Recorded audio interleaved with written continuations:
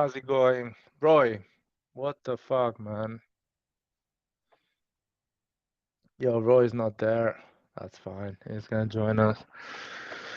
What a horrible day. What a horrible. It's finished, at least, for this season, or for this year.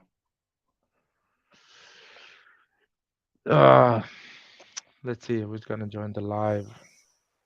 Roy, man, What's up? really bad. Really, really bad. Serie A. Mamma mia. Serie B. They park the bus when they don't. Serie C. Ruthless Serie D. yeah, to get a point. They do everything. That's fine. We knew that. It's always been like this. Andon, man, how's it going? I'm sure Ah, you're really disappointed. What up, well, I'm Adam? gonna say the only thing I'm disappointed by in this game is by Pio. This game was all his fault because first of all, the formation was terrible. Rather play if he wanted to play a three-man backline, play the 3-5-2, and play Rebic as the wingback, not Balotelli, who is not offering anything in attack. And putting letting Rebic play for 80 minutes while he fucked up every ball he got. Yeah, I would I have don't know. preferred Origi to finish the game. Yeah. And why did he take out Diaz? Diaz was the only one that has done something. It's a typical Pioli, man. He does almost the same changes. You trust some, don't trust everyone. Um, Listen, I, from one I, side, I can understand dropping points now because, first of all, it's a tight schedule. And again, we have like 8 absent players for this game. mm. And doing rotation, I can understand dropping points, but I can understand some stupid decision made by the coach. So we have another RossonARI here, Natasha Okowaza. Yeah. Good evening, guys. Yo, how's it going, man? Believe Yeah. Bucchiano is here as well. So let's start with the starting 11. I'll give my opinion on that. I think the starting 11 was not bad. I understand the three defenders. I think Pioli does not trust Balotelli as a defender. So he played the three center backs. Balotelli wide on the left and Messias wide on the right. And it makes sense. Balotelli on a defense of 4 is not going to help you a lot. When we were losing, or not losing, we were drawing and we had like 30 minutes, 20 minutes to go. I would have hoped for Pioli to be more brave and take off Balotelli, put Leao on that wing, Messias on the right, Rebic and Origi in the middle, lose Tonali and keep Diaz. Or lose Diaz, put Krunic, whatever. You do something, but put 2 strikers, man, and keep the tall players. Keep the tall players. Keep Chao, keep Kier, keep Origi, Leao. Keep those tall players because set pieces, they can help you. Yeah, You can find the yeah. goal at the end. Old school. Play it old school. Add another Exactly. extra striker. Yeah. Put the ball in the box. Try to go on a 1v1. Risk it a bit more. Tell your defenders to be more attentive. Tell us Because to to be honest, sacrifice a bit more. But it didn't do that anyway. Tia was our only aerial threat, and he did some good corners. So it was stupid taking him off. Yeah. There is no Well, point in changing the formation in the 70 minutes mark. yeah. Uh, It's a My bit my my disappointing. my, my own concern was why will he change formation, knowing that we are we are far behind from Napoli. The most important thing is to get the point. then you can do your experiment. And But now we are. I don't think there was an experiment. I think Leao has been training not at these standards Yeah, because the Leao was World Cup. training. The World Cup. I think the players like Leao, they are going to the World Cup in a week. I don't think they've been training at their standards. They've been making sure they don't get injured. They are not motivated enough to go and have the hunger to play against Cremonese. Now we are like if Juve wins their match, we are 2 points ahead of Juve. And Yeah, they, but it, does not yeah, matter. That it does it not matters matter. because it matters. It makes the title to be more competitive now. We now have Juve to worry than Napoli because Yeah, they but now listen to believe me. that they are also into the race. Listen to me. But Juve being close to us, Juve is gonna go more motivated against Napoli, and maybe they can scrap points to And Napoli. Makes and the league more competitive to anyway. be honest, Napoli were also lucky today. They were not playing great against Empoli and got a penalty. A So soft sometimes penalty, I will add. yeah, Yeah. it was a soft penalty. It was nothing like too special. So sometimes you need even that luck to win. But that But doesn't last for. they've gotten the point. Yeah, They've no. been, Napoli for deserves to them, be top of the table anyway. yeah, they deserve it. Yeah. That's what I'm saying. When you play good, you deserve that luck.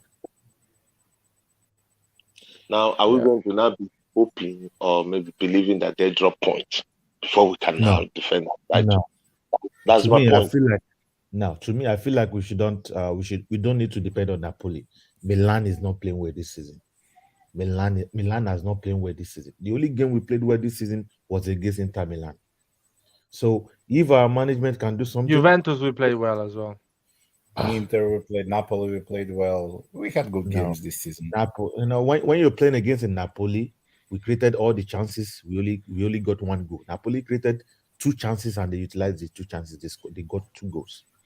Yeah, but we played well. We were talking about playing well. Milan, That's- we're supposed to advance. The way we game. played this season compared to last season is far different. Exactly. So Exactly. now, and we should be doing better this season. So to me now, I've lowered my expectation for this season. To me, and I feel like Milan fans should also lower their expectation. When you see when you compare the way we are playing this season to the way other teams are playing, sometimes we don't need to criticize these guys. We need to. Our coach, AC Milan coach Pioli, is listening to our podcast. He's listening to this because there was this last time we were discussing about Lazet, him using Lazet. He was there today. He used Chow today. So he's losing. So now sometimes we need to use this medium to pour out our anger, to let them know what they are doing there. The players are not ready to play. Like Rebic, I don't know what Rebic is doing on that pitch. Rebic first touch, as a professional player, his first touch is very bad. To be honest, at the start of the season, we set our goal is passing the group stage and top 4. We were not expecting that much to win the title because of the bad mercato. For a defending champion, top 4. I still believe. Sorry, guys. I still believe we can win the title. Yeah, I still believe. It's too early. I'm saying it's too early to call Milan out of the based on the mercato we race. had. Then Napoli will be the most foolish. Then Napoli will be the most foolish team on planet Earth to let that happen. Yeah, very foolish team because Napoli. When you look at their bench, the problem is it's not being foolish. Napoli is not going to win all the games. They're going to lose once or twice. That is for sure. No, listen to me. If not even in the Champions League, I blame is it Salzburg or the other people that we played because they had their chances in their own hands and they slipped. If not, Milan wouldn't have been in the Champions League last 16. Now Napoli dropping, being 8 points clear. I mean, last season we were 7 points behind Inter. And Inter was 7 points. Inter. Listen, Inter was at one point last season. Inter was 7 points behind us and Napoli, and they go ahead. And Inter were more dangerous than Napoli. No. Yes, in terms of their team, their players were more dangerous. But in terms of team compartment.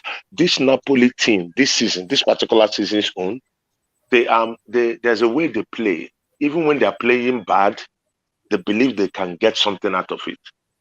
I mean, Milan last season and Milan this season are not the same, and not just the same. That's quite different. Because In my opinion, is more about the mentality. There is a bit of a complacement this season. These young players, they feel like they achieved something big last season, and they are now a bit more relaxed. Apart from few players, like for example, in my opinion, Brahim Diaz feels like he needs to prove something because there is CDK there, so he's not playing with complacement. But I see Tomori, Kalulu. I feel like Tonali is not been at his best.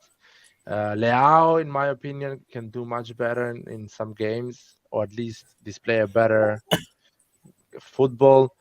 Origi is slowly adapting, in my opinion. I don't think he's been playing bad. He's been suffering the team that today didn't play well. And okay, he's not playing amazingly as well. Rebic is not playing well. He's better than what's this guy's name? Rebic. Vidic, far better. Why did the coach take out Rebic? Why did the coach take out Origi? Why did the coach He's an idiot. That's why.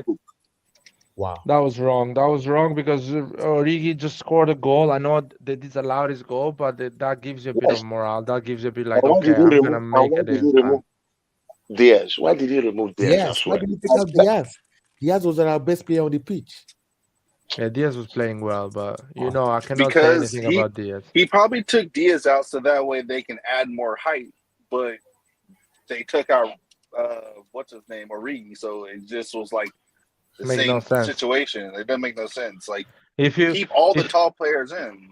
If you take off Diaz and you put Leao, that makes sense. That means you're playing with 2 strikers, 2 wings, so you have 4 attacking players. They are all tall, they are all fast. Rebic and Origi in the middle, Messias on the right, and Leao on the left. I can understand that. You're playing almost a 4-2-4, which is more offensive than with Diaz. You're refusing to go on tight space and going more with cross, corners, set pieces. But he took off Chow. I don't know why. Keep Chow, man. Keep the tall players. Add other tall players. Add Pobega in the middle of the pitch. No Krunic. Add another tall guy. Add another tall guy. So set pieces, you're gonna find a way. But I don't know. Pioli made a mistake on that side. Anyway, let's go. What is the marriage between Pioli and what's this guy's name that he brought in, Krunic? Is Krunic his godfather or maybe what? I don't know. But he played well. Krunic played well. But Krunic is one of the most reliable players that we have. It just wasn't the right. Like if you're gonna start Krunic, you should have started him, not neither. Yeah. It just wasn't the right time. You should just. Messias was the best in the pitch, in my opinion. Messias played really well. That's my opinion. The 2 players that actually can dribble in tight spaces, he took out of the game. So. Anyway, you guys want to add anything to this analysis? Thiago had a very good game. Yeah. I think he played well. In the first place, why did he play Chow at 2? This guy was the only when we played a nice when Tonali gave us a good set pieces. He was the only one that was able to add contact with the ball.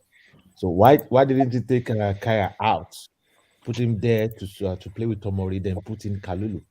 What happened to Serginho Dest? But is Serginho Dest just gone to the World Cup? Wow. I think he was injured.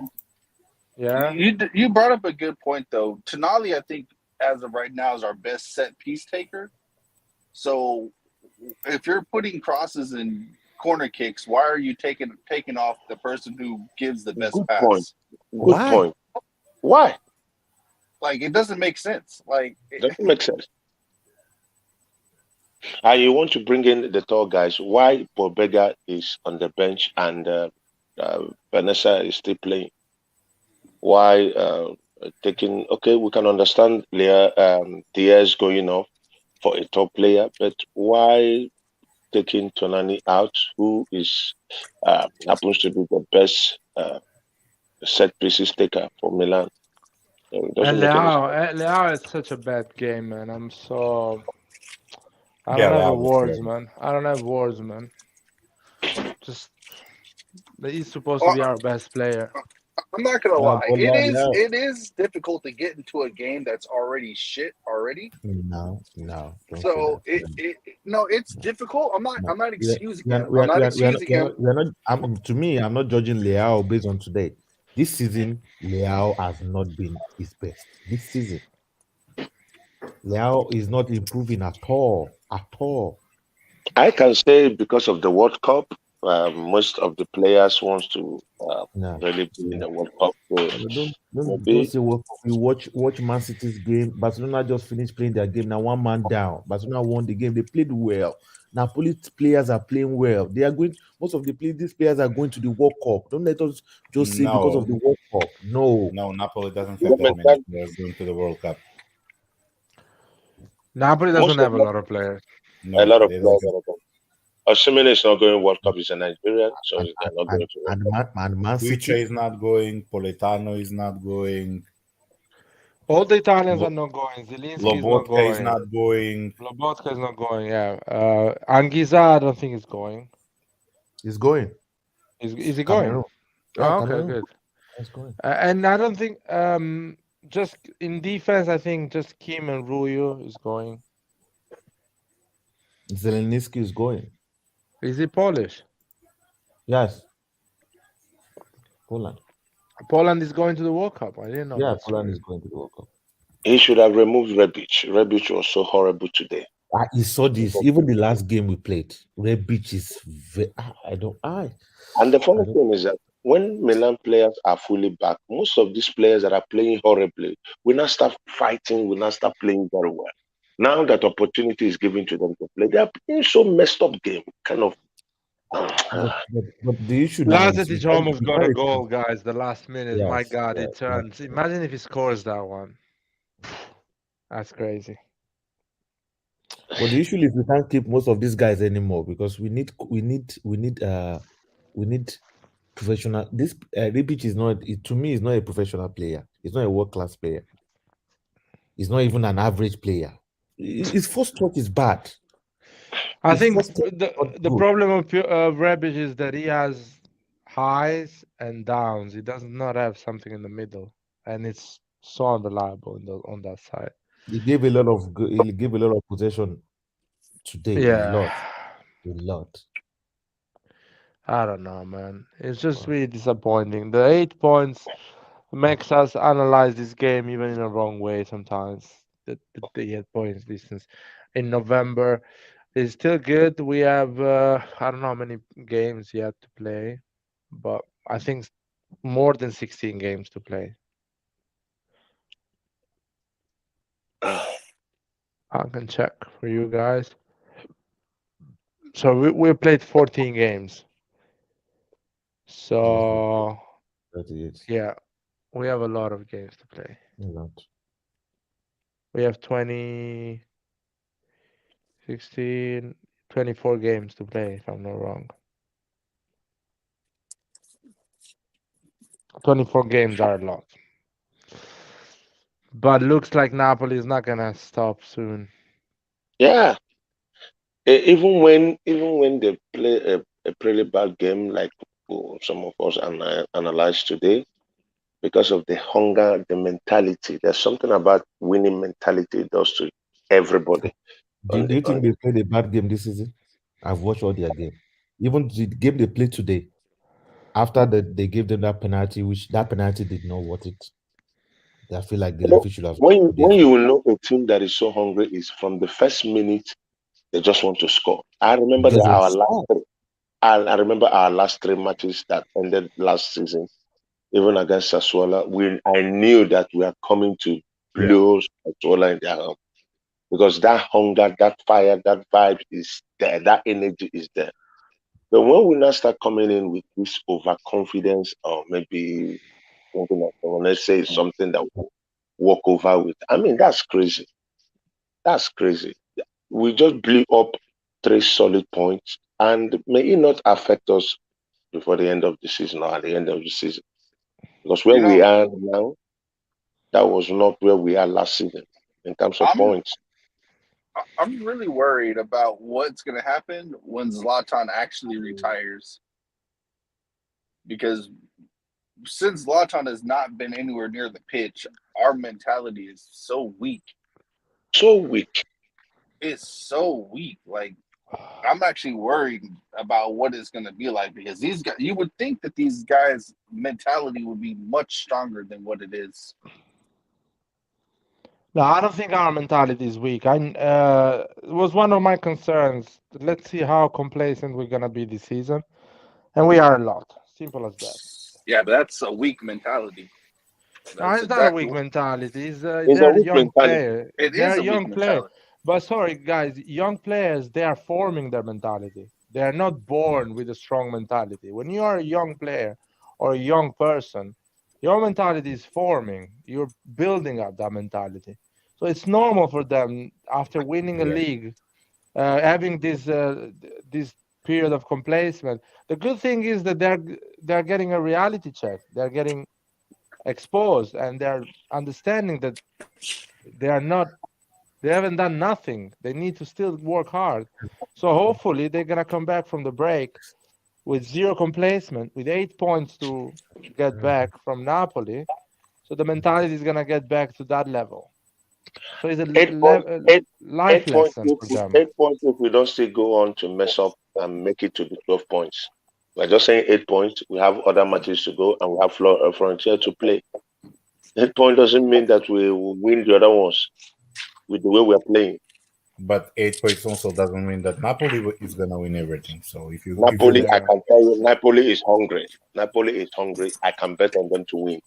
Yeah, I can tell you, Napoli is hungry. They have three players in every position. 3 players in every position. Yeah, today they were looking for goals. They brought in Elmas. They brought in the other guy too. They played well. They created chances. Well, Milan, no, we are not playing. The funniest part is, even if we lose, Milan lose, but we play well, we know, yes, something is happening. But we are not playing well. We are not. 5 touches, we pass to the keeper. 5 touches, 4 touches, goalkeeper. We are not going forward. Yeah. It's. I want to say something, that Napoli can lose next week, and everything goes back to normal. Everything goes like never happened. They wouldn't lose. They wouldn't. Yeah, the team I'm looking at, they would. They want to stretch the gap so well that when injury or fatigue comes, the gap that they have stretched can play for them. I believe that's one of the things that Spalletti wants to do. They want to stretch the gap so well so that even when fatigue or match comes on them, they will still find themselves within that range of being competitive. I don't know. I think they can lose the next game. I think they can lose the next game. And again, one factor that you don't take in consideration, that Milan is playing with 8 injured players. Not 1, not 2, not 3, 8. So no matter what team you are, no matter how many players you have, if you have 8 of your players injured, you're gonna struggle. I don't care which team you are. That's exactly what I'm saying, because Napoli knows that somehow in the season, injury will come, player fatigue, all those things will come, but they want to use this opportunity to stretch the gap, the points, to keep hitting it, so that when they eventually face their own, the gap won't be much. And even if Milan is closing or any other team will be closing, they will still be within that, space of catching up or still being ahead. That's my point. Then secondly, what I want to bring up is that with this way we're playing, are we going to bring this same thing with an English team in the Champions League like Tottenham? Of course, we know that Milan, our record with English teams have been so poor. Tottenham is 3 months away. Everything will change in 3 months. Everything can change. So it's rather early to think about how they're gonna play with Tottenham. World Cup's gonna happen. We're gonna have our players back. Probably get at least one good player into the Mercato. Then we can talk about the Tottenham game. Because now Okay. it's too early. We need to solve the Theo Hernandez situation. We need a good left back, man. Balotelli is not good enough. I'm sorry. It's not Yeah, good but enough. It's just... our offense isn't good enough either. No, but Balotelli is like not having someone in there. Oh, yeah, but sorry. our offense But should be good Balotelli is enough not to the get biggest past problem. Cremonese. I'm not saying I'm not saying it's his fault today of losing the game or not winning the game, but he is basically a liability. It's not someone that you can rely when Theo Hernandez is not playing. I'm sorry, but when Calabria is injured, you can rely on Florenzo, you can rely on Kalulu, on Chao. I forgot all about Theo Hernandez is get injured or is not playing, it's like one of us going to the pitch, basically. The distance between him and Balotelli is the distance between London and New York, man. Is massive. Yeah, It's just not. Yeah, but I that's agree that's with that. another, but that's another problem if you can find a good player that would be willing enough For to me, play. that's my priority in January. We need a guy that knows how to play football in that position. Yeah, I don't care the age or anything like that. Just need a guy that knows what he's doing with the ball, that has confidence, that has ideas when he gets the ball. I don't know, man. Marcelo would have been a good option to sign him on. Yeah, free. Marcelo would have been amazing for Serie A because Serie A does not have crazy pace. He could have played those 6-7 games. But again, that's a problem because Theo is barely injured. He plays like at least 40 games per season.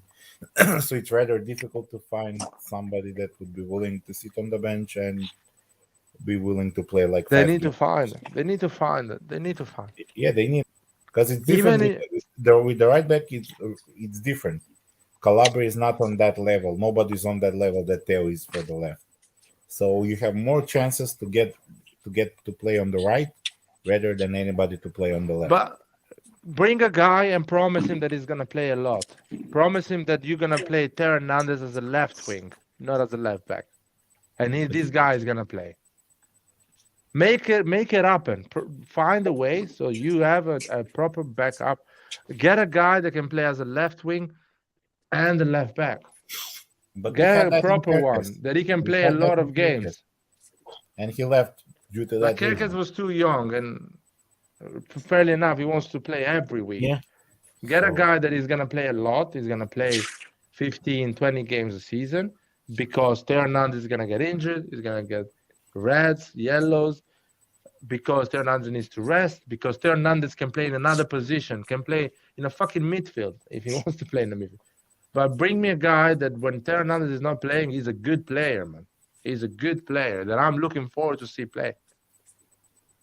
Because it cannot work. It's not going to work like this. It's too much of a...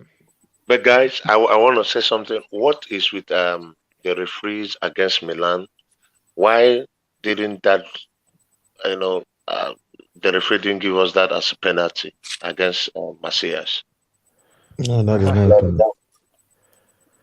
I don't know, man. We don't get soft penalties anymore. At least in Serie A, where I didn't see get a penalty that is like, oh fuck, we got lucky this time. That was a soft penalty. We haven't got any, so I don't know what to say. But that was a clear foul. That was a clear foul. Or why couldn't the VAR check it? It's just like this, man. And I saw the penalty Napoli got. That was a soft penalty. Wasn't that? No, very soft penalty. Very, very soft. Very soft. I was thinking it's going to be overturned. I feel like Napoli would have won that game even without that penalty. A way or another, they would have unlocked the game. Oh no! They wouldn't have. That was the game. They wouldn't have won without that penalty. They would. They will. That is Napoli for you. Did you guys talk about CDK yet? Yeah, we haven't talked about CDK because that is a topic that probably is going to take 1 hour or more. So let's take out of our way. Mike Magnan is important, man. Our build-up from the back, it's just Might be This so guy. correct. I can't wait for our players to come back, man. And I really believe Napoli is gonna lose the next game. I really believe Napoli is going to lose the next Who game. are they playing? Who are they playing? Udinese. Bro, come on, bro. Napoli's Udinese's form has dropped. Napoli's trashing them 3-0. Napoli's hungry. No. They're gonna lose against Udinese. Udinese's form has dropped. If this was like maybe 3 weeks, like maybe 3 or 4 weeks ago, I would agree. But since then, Udinese has been dropping a lot of points. No, Napoli's Udinese's gonna win. them 3-0. 3-0. Or 4-1. Probably Udinese might win, but the issue is we need to start playing well. We need to focus on that. Let's not focus on that. Focus on our own self. I'll tell you something. We're not gonna start playing well this week. We're going to start to play well if we start to play well next season. So in January. In January. No, not now. Now we're not gonna start to play well. So it's not gonna happen. I feel like Napoli can lose against Udinese. But can we win against Fiorentina? That's another question as well. Can we win against Fiorentina? I'm not sure we can. Yeah, exactly. So, but we have to take that 3 points like we took against Atalanta where we needed the top 4. We can win against Fiorentina, but the question is how. It's not that we cannot beat Fiorentina or Cremonese. I think today's game was on Pioli, to be honest. Yeah. Five injured players. You somehow decide to make some rotations for no reason whatsoever, and then you put on players in the end. Remove the only striker you had in your team. Leave Rebic there, who was unwatchable today. Remove Diaz and put Messia, put CDK in, and I'm not sure if CDK played the game or not. I don't know. I didn't see him do anything in the game, and I don't know, man. Like I have no idea what's in Pioli's mind when he somehow underestimates these games. Yeah. We have historically lost points against relegation teams. Historically, when we would win Champions Leagues, we would also lose against Benevento, Lecce. So I have no idea why Pioli would snub this kind of game. He's not that good of a coach. Things get difficult. This guy does not know how to change the system also, in the middle of the game. We were talking with Flock, and Flock made a really good point when he said we knew already after the first 5 minutes we knew that Cremonese came to the stadium to park the bus and to put long balls into the fast striker that they had. Why on earth does Pioli remove Ciao, remove Origi, remove all the threats in set pieces? Maybe because he knows we are shit in set pieces, maybe. But at least leave the tall guys there, because the only way we would have scored in this game was by a set piece. And put strikers, man. You should not remove strikers. You should add another one. You should play with 2 strikers, with 3 strikers. Balotore, because Balotore is not a football player.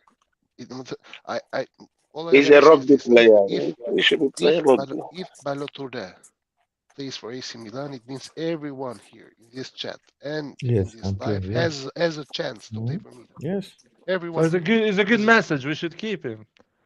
It's crazy. He is the anti-culture. It's unbelievable.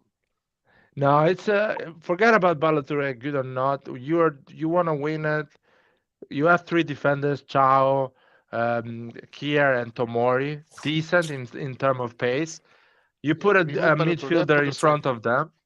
Put a midfielder in front of them, and the wings they should be attacking wings. Messias, Leao, Rebic, and Origi as a striker, and fucking CDK or Diaz or Krunic, like a number 10 to help the 2 strikers.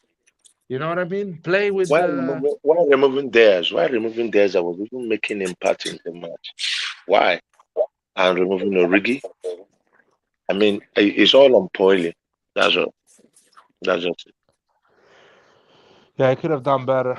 I think Pioli keeps on making this, and and I don't understand why he made the same mistake he made last game. In the last game, he did the same exact mistake. The only difference was that Giroud scored a goal. We started the match doing, I don't know, starting bench players for no reason whatsoever. And in the end, it took Giroud in the 90th minute to score the goal for us to get the points. Next game, it looks like Pioli didn't learn anything from last game. The game, again, the same. I don't understand. I hope during this break, I hope Pioli works on like maybe one or two more like systems for the team. This is almost a month and a half, 2 months where he can just work on a different formation or a different style of play or something. I don't think it's a matter of formation, man. It takes us months to move the ball around the field.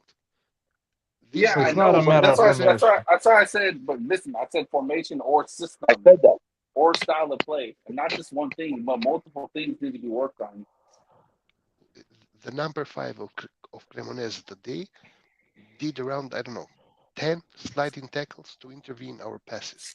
Our passes are so slow, man. It's fucking unbelievable. So slow, the so guy slow. has time. And they are too strong, too slow. They are not accurate at all, man.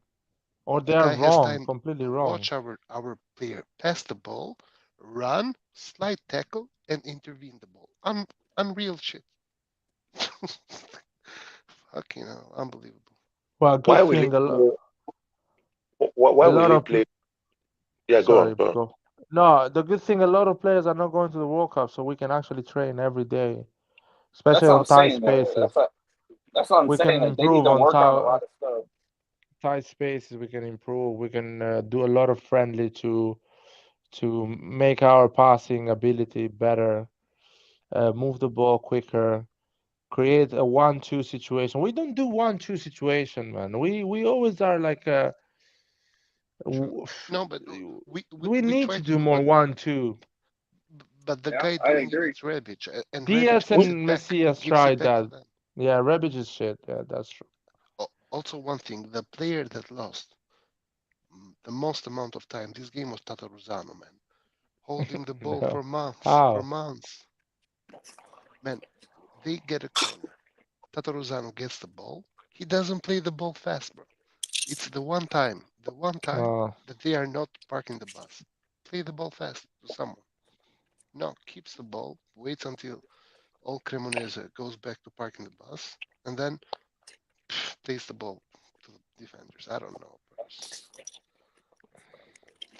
Anyway, we need a left back, a proper one, man. You know what? Just get a left back and play Theo Hernandez in the midfield sometimes, so this guy can play. So you can promise some minutes to this guy, but get a good one. I don't care. Get a good one. Play Theo Hernandez as a left wing.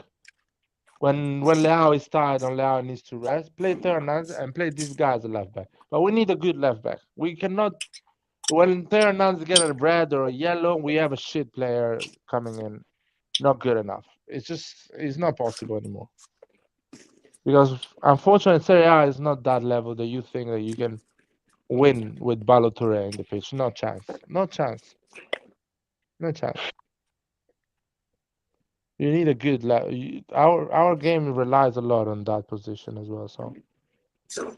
And I want to say one thing as well.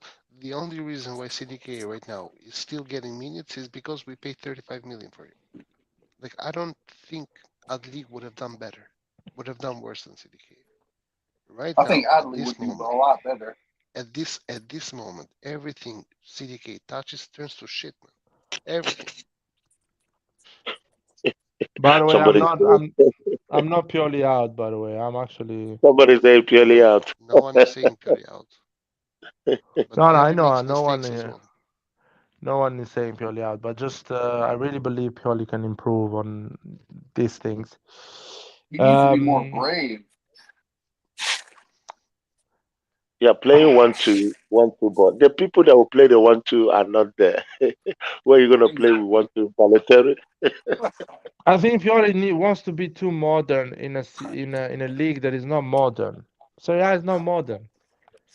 Sometimes when teams park the bus, the answer is set pieces.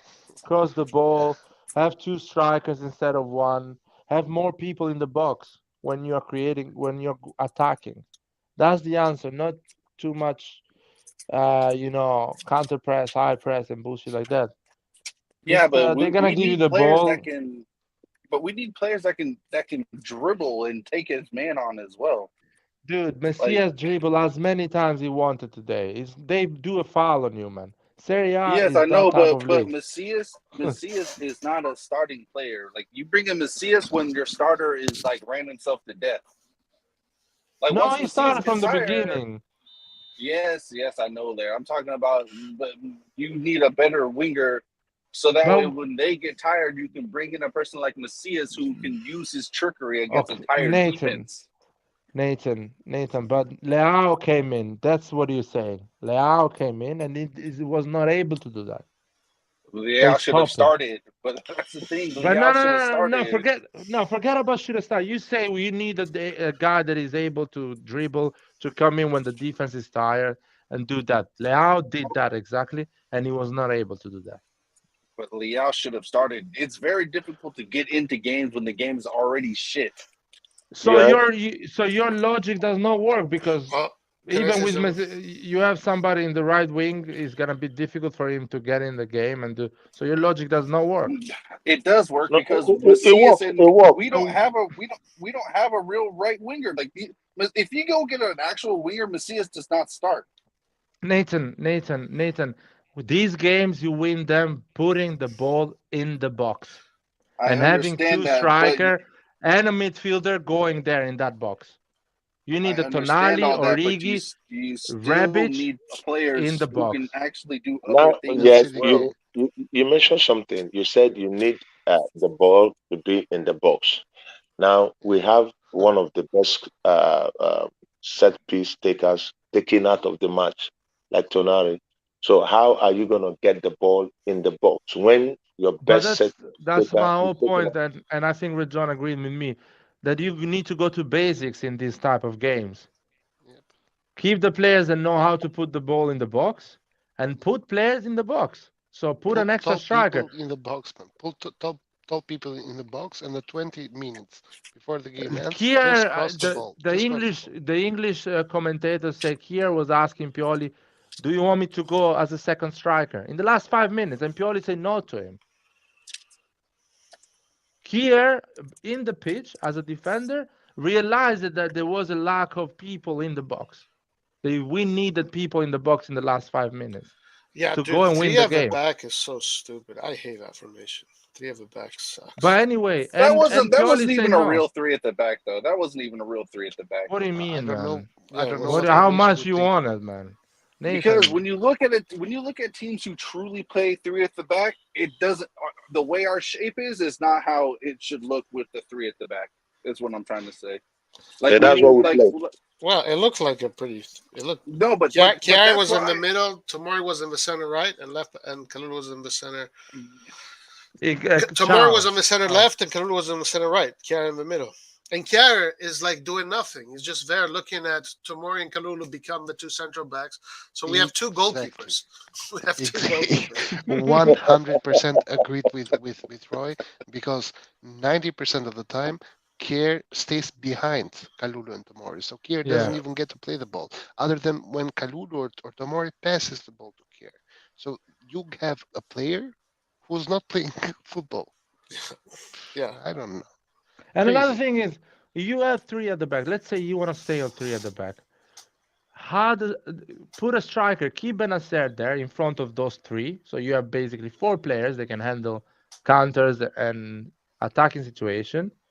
Keep Benacer, and the other midfielder, make it become a striker. Just go to the box like Ambrosini used to do in the last 5-10 minutes of a game. We were trying to get the draw. I remember against PSV Eindhoven, Ambrosini was a striker basically. He was going up front in the box. Every cross was coming. He was there with a striker, jumping, and he got a goal in the last minute. So you have to go back to the basics, man. That's why I like Ancelotti a lot as a manager, because when things goes shit, he goes back to the basic. He says, "You guys go to the box, and you guys have to cross the ball in the box, And believe me, chances are gonna come. Because in the modern football, by the way, when everything is playing the ball, defenders are not good enough anymore to on aerials. So more you put crosses, the more they're gonna feel pressure, and more they're gonna make mistakes. And believe me, Kier was telling Pioli, let me go to as a second striker and go to the box so I can help the Rebic, because Rebic is shit on that game, on that type of game. If we had Giroud, it will make sense. Ibra, another one. But Rebic is shit.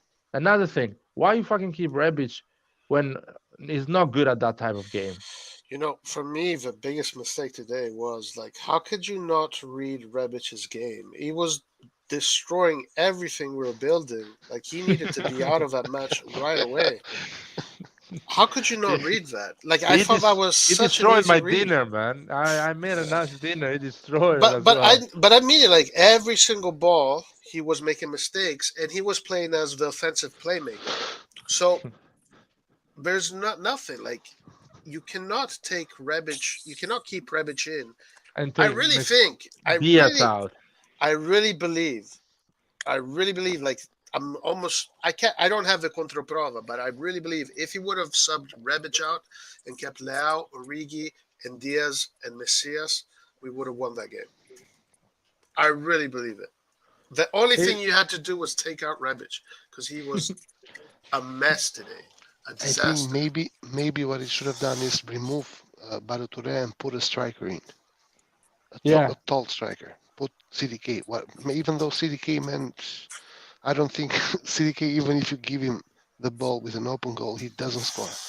But put someone with height and just let him in the box and cross. Let him attract a defender, so somebody else is gonna be free. You put guys in the box, defenders are gonna go to them, and one person is gonna be free, and he's gonna get that chance. Messias put some two nice crosses, but it was just Rebic in the box, and Rebic is always in the wrong position when he's about that. Yeah, also Rebic today was so bad. Do you remember that header of Rebic, man? He was alone. Oh yeah, he was such a good position, man. And the thing is that in that moment he was playing okay in that moment of the game. And his things were open. This was basically the second third of the first half where he started playing okay and he was making things happen, but then he just disappeared. Oh, mamma mia. What a terrible performance from Rebic today. My disbelief is how the hell did Pioli not read that? It was such an easy read. But is it really surprising though, Roy? Is it really that surprising? No, because Pioli makes a lot of good decisions, you know? It's just right now he's making bad decisions.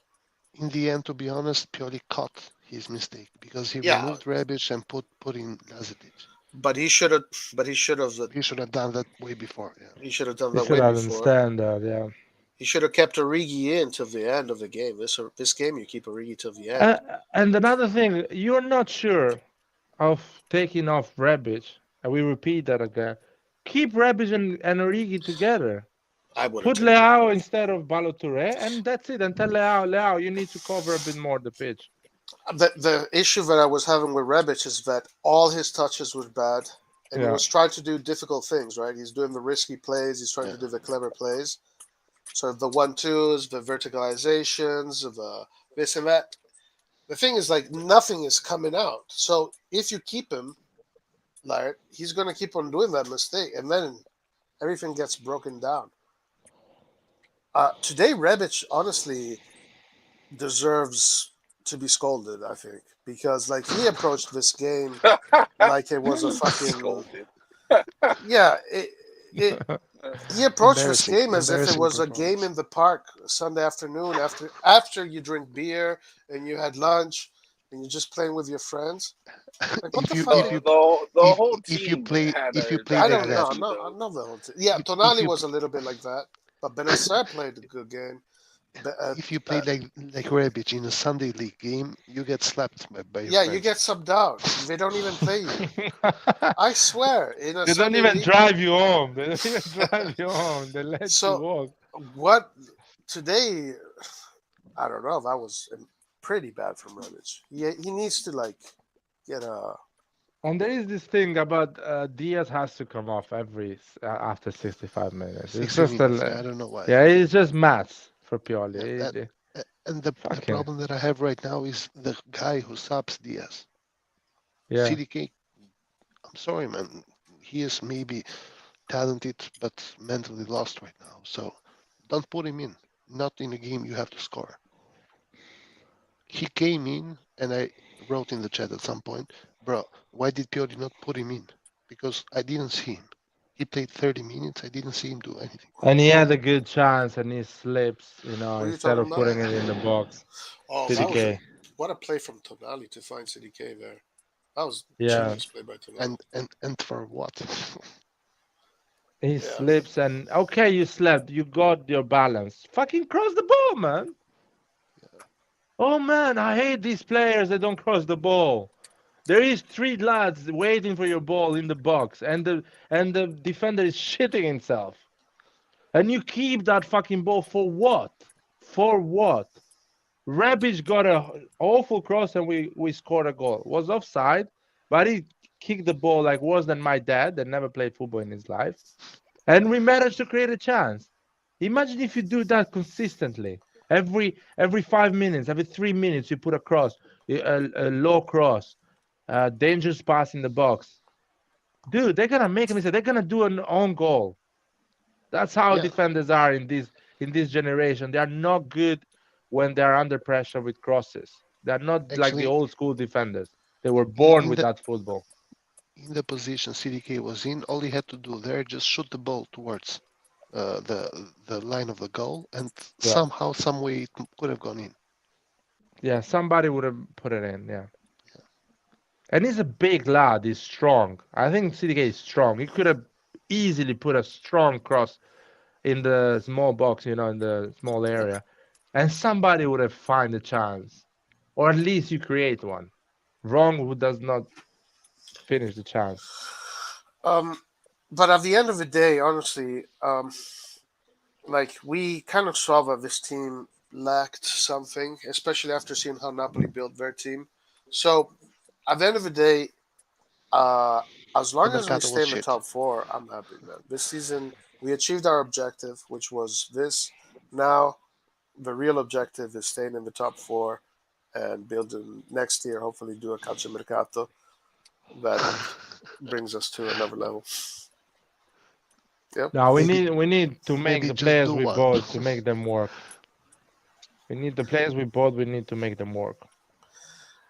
The players that we bought are not ready to play, though. Like we have to wait 2 years. I don't believe. I think Rax is ready to play. Rax is 19. He plays in the under 21. Rax is another one. Like, or we had too many players. Looks like we have too many players, man. Because some of them they don't look at the pitch, not even by accident. They got all under 21s, like all of them. Chow, Vranks, Adli, all under 21. But listen to me, Chow played today, and he played really well. I think he played really well today. Yeah. Really well, yeah. Yeah, sure. So he could have played earlier this season. Yeah. Or also, there is a reason why you choose Chow today and not Gabbia. Yeah, there were also moments where you saw he had moments of inexperience, but yeah, Chow's a good player. Yeah, I'm not saying. I think Adli. Okay, Adli is not playing as a number 10. Fucking play it in the midfield sometimes. But Chow is not going to play over Kalulu, right? No, I know, but none of these players are going to play if you manage to play them a bit more and in the right position, I really believe they need to play in the right position as well. I think Adli is not a number 10. It's not a number 10. He's a proper midfielder, and you need to play him more, even if he's not good on aerial duels like Tonali and Benacer are. You need to risk him a bit more. Yeah, for me, Adli was mismanaged, and it had to do with something that Red John said earlier. Because, I don't know if he said it or who said it. That the only reason he's playing is because of the investment. Adli started the Adli started the season, did the whole preseason. He got himself in the team. He showed a lot of quality. CDK instead came in a little bit later, and they just gave him that position. I think they should have gone with Adli. I think that's a mismanagement due to that was one of the mistakes they did. After that preseason, Adley had to start the first right. couple of Adli games. should have been the top guy instead of CDK because he was at that level, and they totally fucked that up. So Adli is good. You're saying go and buy Botman instead of CDK. No, We don't need Botman. For me, they should have gotten Iris Kamako. Sorry, what do you say, Nathan? No, What do you We say? don't need Botman. We don't need Botman. Okay. For me, No, it should have we been do not Iris need Botman. Kamaka or Raspadori, one of those two. Well, that would have Defensive- been amazing. Raspadori defensively- would have been amazing. This season, come on. defensively, we are bad, so we clearly need it. Yeah, and taking consideration the fact that Newcastle has one of the I best think- defenses in I think EPL, more so- important is our quality. Oh, sorry, I know. Go ahead. Yeah, because Newcastle has one of the best defenses in EPL this season. Oh, okay. And The best. I The think best. our biggest default, or our biggest, I don't know what compromise situation is that we don't have quality up top, enough quality up top. Yeah, but Agreed. if we have gotten Botman, then Adley he probably would have started the first couple of games. Sure, yeah, sure, yeah. And could have been a lot different. I'm still I believing think in we should have CDK. gotten an offensive player, bro. We should have gotten a Raspadori or a Skamaka or Jonathan David but Jonathan David costs too much. But you have Raspadori in a game like this, that's exactly the kind of player you need, or a Skamaka. Like Rebic, You add quality, like more Raspadori than Skamaka this game. you want quality. We're lacking quality. Anyway, That's the only way you get past park bosses. is CDK going to the World Cup? I don't think so. Like, how? I think he Awesome. will. He will. He will be called up. How Is bad are he? Belgium? Okay, sorry. To be honest, Milan's initial plan was pretty good. Botman and Sanchez. Yeah, Yes. that was a banging plan. That was amazing. Botman, Sanchez, Origi, I gave a 9.5 Mercato, but it didn't happen. And to be Sanchez fair, doesn't Sanchez- even play. Yeah, Sanchez would have gotten injured, so you'd never know. But much better than CDK for sure. More ready than CDK to. But Sanchez would have been playing in. But Sanchez would have been playing in the double pivot, not as the cam. As No, according even to as a what you guys cam. were He saying in the summer. No, he could Oh have no, I played as know a he cam. can play cam.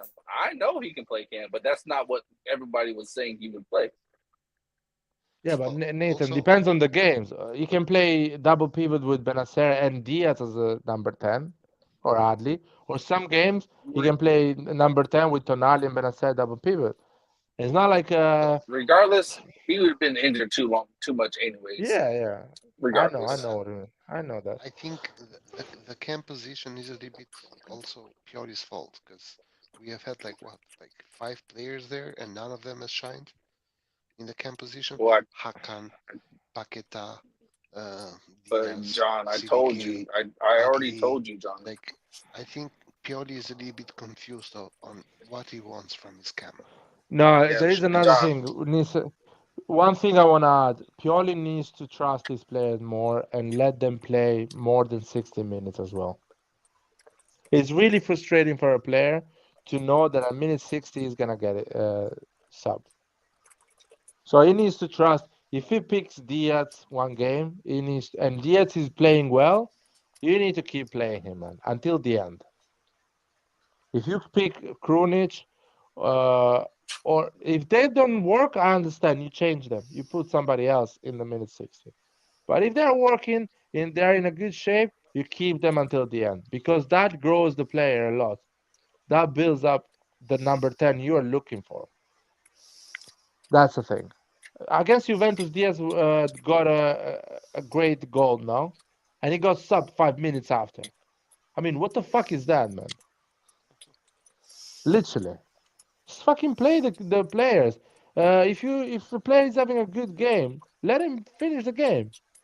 But I think right now Pioli also has the pressure to play CDK because you have the ownership and the management saying, "Yo, we spent 35 million." On this player. You're really low, Wanna watch him by the way. Barely hear you. Can you hear me better now? Yeah. like I think he also has the pressure of the management, because they are like, we spent 35 million on this player, we spent 80% of our budget on this guy, we want to see him play. I don't think Maldini and Massara is putting pressure on Pioli in that case. In my opinion, it's just Pioli that thinks that if he plays CDK, maybe he can come back in a decent form. I think it's Pioli's mistake right now. I wouldn't blame Maldini. I think Maldini and Massara are like, you do what you have to do. Of course, give it a chance if the other person is not playing well. But when you see, I don't know, it's just weird. I find it weird against football. When a player is playing well and he's doing well, you keep him in the pitch. You know what I mean? It's just normal, in my opinion, in football to do stuff like this. And if you're losing or you have to get a win, you add more offensive player. You kind of go a bit more unbalanced. Do you think the Scudetto is gone? Because I still No. have some hope, because I have hope. I have hopes. Napoli has yet to play Inter. They have yet to play Juventus. They have I yet have to play. I have hopes, but I'm so pissed off, man. Because fucking Napoli, man, woke up this season to do their incredible season, the biggest season they had in the last 30 years. They do it this season, not the season when fucking Juventus were winning 9 Scudettos in a row. They do it Well, this season. They had a great season, even Nah, when but not Juventus, like this, but, man. This season but they they are shit the fucking bed. unbeatable, man. This season they're even better than that season, man. Do you agree with me? No, but maybe, but at least point-wise, they are the same points as the season they ended up second with 92 points. Yeah, but this season they look like a fucking machine. Yeah. It's just I look at when I see them before the game, I think no, they're gonna win this one. There's no chance. Exactly. And even when I Exactly. say I they're have the gonna same lose feeling. against Udinese, it's not because I really believe on that. I just hope that is happening. I just hope that they just out of nowhere lose 3 points. Yeah, but the thing is that that kind of a team, if they lose one game, I want to see the reaction. But the problem is, when are they going to lose this game? If they lose this game, Right you're never now, gonna get a reaction from them. So the World Cup is gonna start.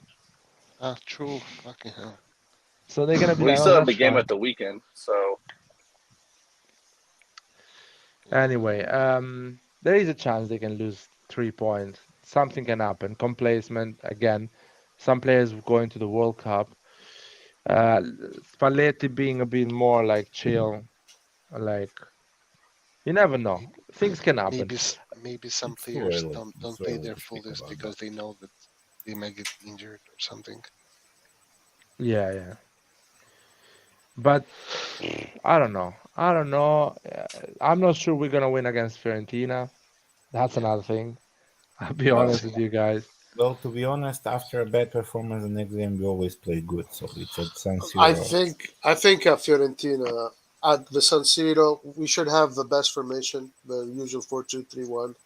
I think we're gonna win.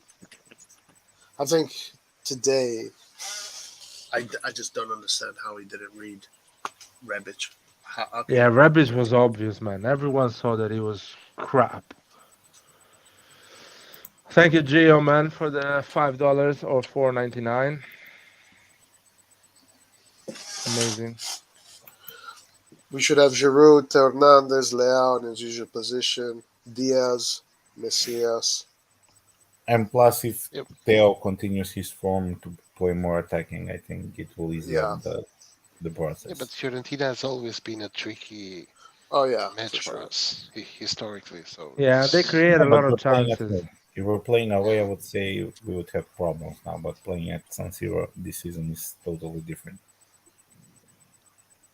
Hopefully, let's see, guys. Let's see. It's an attacking football team, so they will allow us. They will give us more space for sure.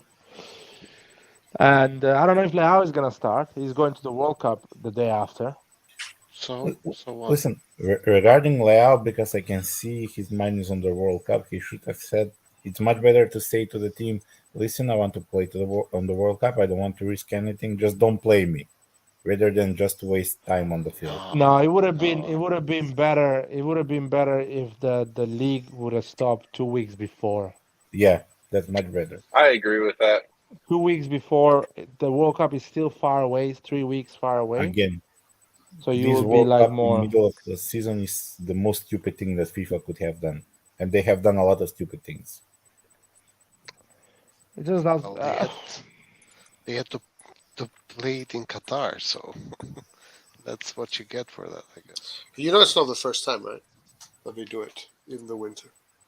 Yeah, this is the first time, yeah. No. When they did it the other time in the winter. In the World Cup in Argentina. What year? In the 70s. Yeah, but really? now it's different than the 70s because they have a lot more games played. Oh yeah, sure, yeah. But the reason is because in some countries during the summer it's winter, pretty much. Yeah. So under the equator, or I guess Qatar during the summer is just too hot. Too hot, yeah. Hot, yeah. Well, another thing is, okay, in Qatar it's too hot, but I heard they have air conditioning. The stadiums are with air conditioning and stuff like that. Yeah. Like, what are a you waste of joking? money. Is that no, I'm not joking, man. It's It's a true. real It's thing. true. It's a real thing, man. Do you really believe I was joking about that, man? They fucking have air conditioning in the stadium. The full stadium. Yeah, it's gonna be fresh in there. They have built like 12 state-of-the-art stadiums that are not going to be used anymore because they don't even have that many teams. Right. Yeah, and what's that gonna happen with those stadiums? After Nothing. Nothing like all the amazing World Cups where FIFA organized in random countries. They don't give a shit about football.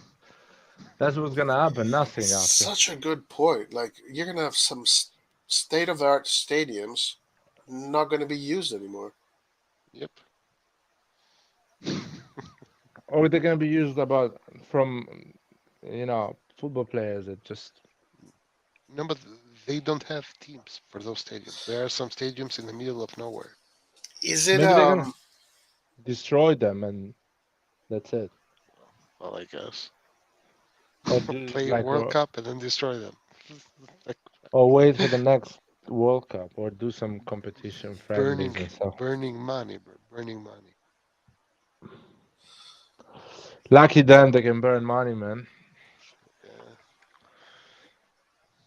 Yeah. Anyway, Saif was trying to get in, but his connection probably is not good.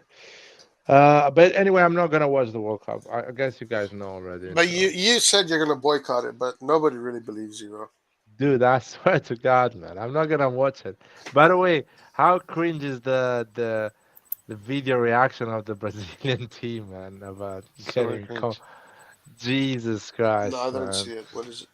Oh, nothing special, man. Jesus Christ. The Anthony one was super cringe, bro. Super cringe. Why are we cringe? I think the Brazilian national team was announced on TV, before the players knew that. And was announced at one time of the day. And all the Brazilian players were sitting there and hearing their name called, Oh, did he start crying? And they had, of course, they had a camera on. Brazilians? They had a camera on social medias and everything. So just because somebody cares about their reaction, Wait, but what was their reaction? Man, my reaction was like, I don't know, how can I say it? Like me seeing my grandma after 50 years, and for Christmas, something like that. I don't know how to explain it, man. Like these people didn't know they were called for the World Cup, man. Jesus Christ. Neymar had to do one as well. Brazil can win it. Dude, I saw the group of Brazil. I don't think they're gonna go through the group, man. I said it here live. Who's in the group? They have a pretty solid group. There's Serbia,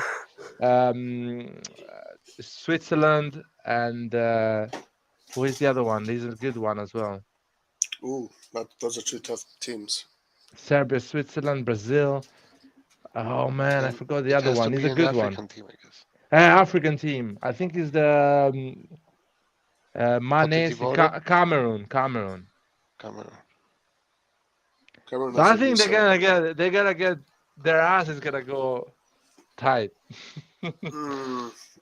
It's a tough group, man. Yeah, but they have a good team. We will Yeah, see but that.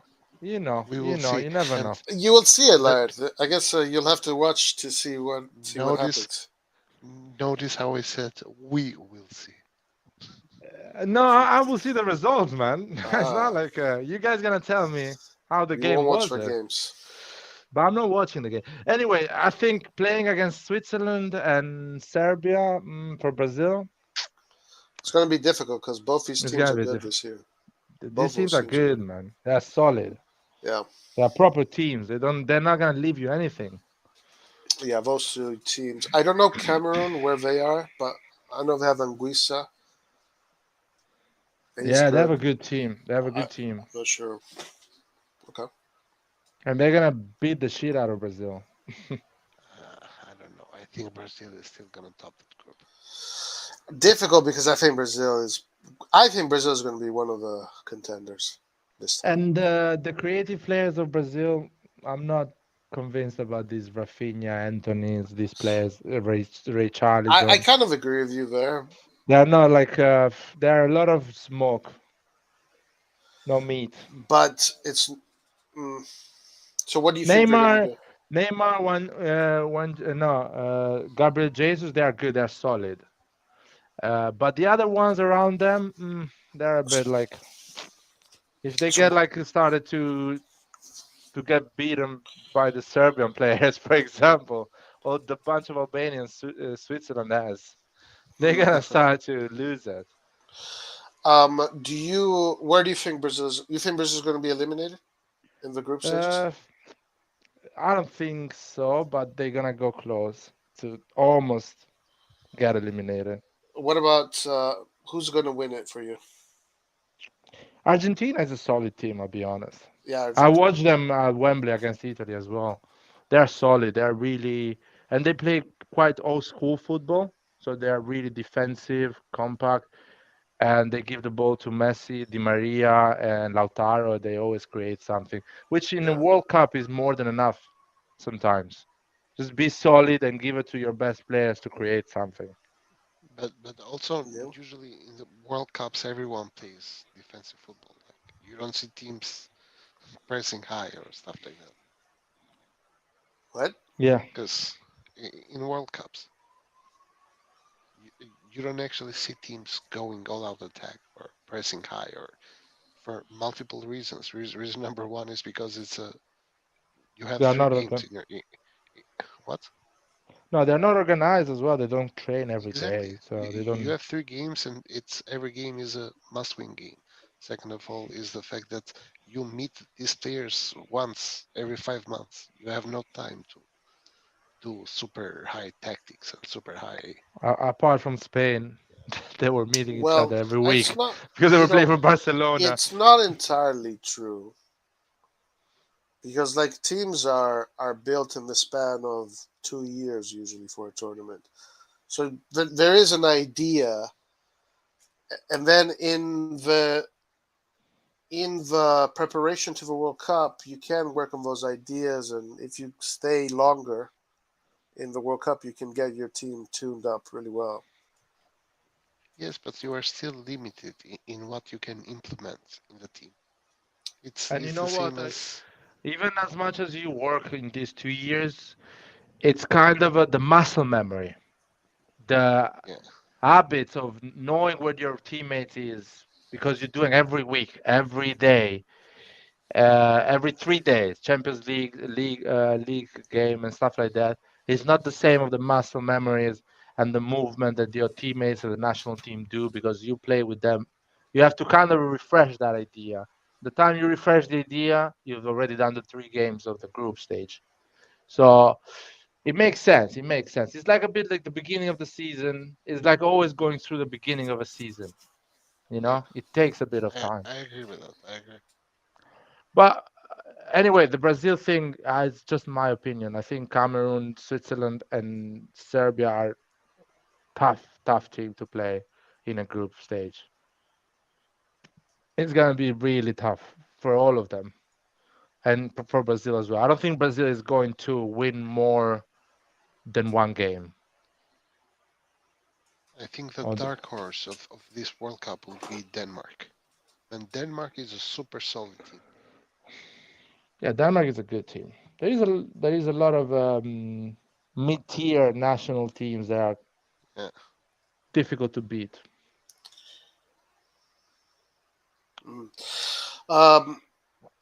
Yeah, for me, I don't know honestly. I think The Brazil English or group is Argentina. a joke. The English group is a joke. It's a weird historical. England, Iran, USA, and who else?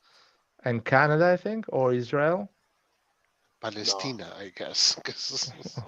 It's like England, USA, Iran. And Canada, I think is Canada. No, is in they the can't be. Wales. Or Wales. It's a very interesting. Is it? No, it can't be Wales. There's no way. Yeah, it is Wales. Wales. And Gareth fucking Bale, man. Wales is in that group. Are you sure? Yeah, 100% sure. You saw it. You just saw it. I'm 100% sure because I know. Did you read it right now? Do you want me to read it right now? Okay, let me check. Yeah, please check because that seems strange. Wales and England in the same group. World Cup group. England World Cup group is Iran, Wales, and USA.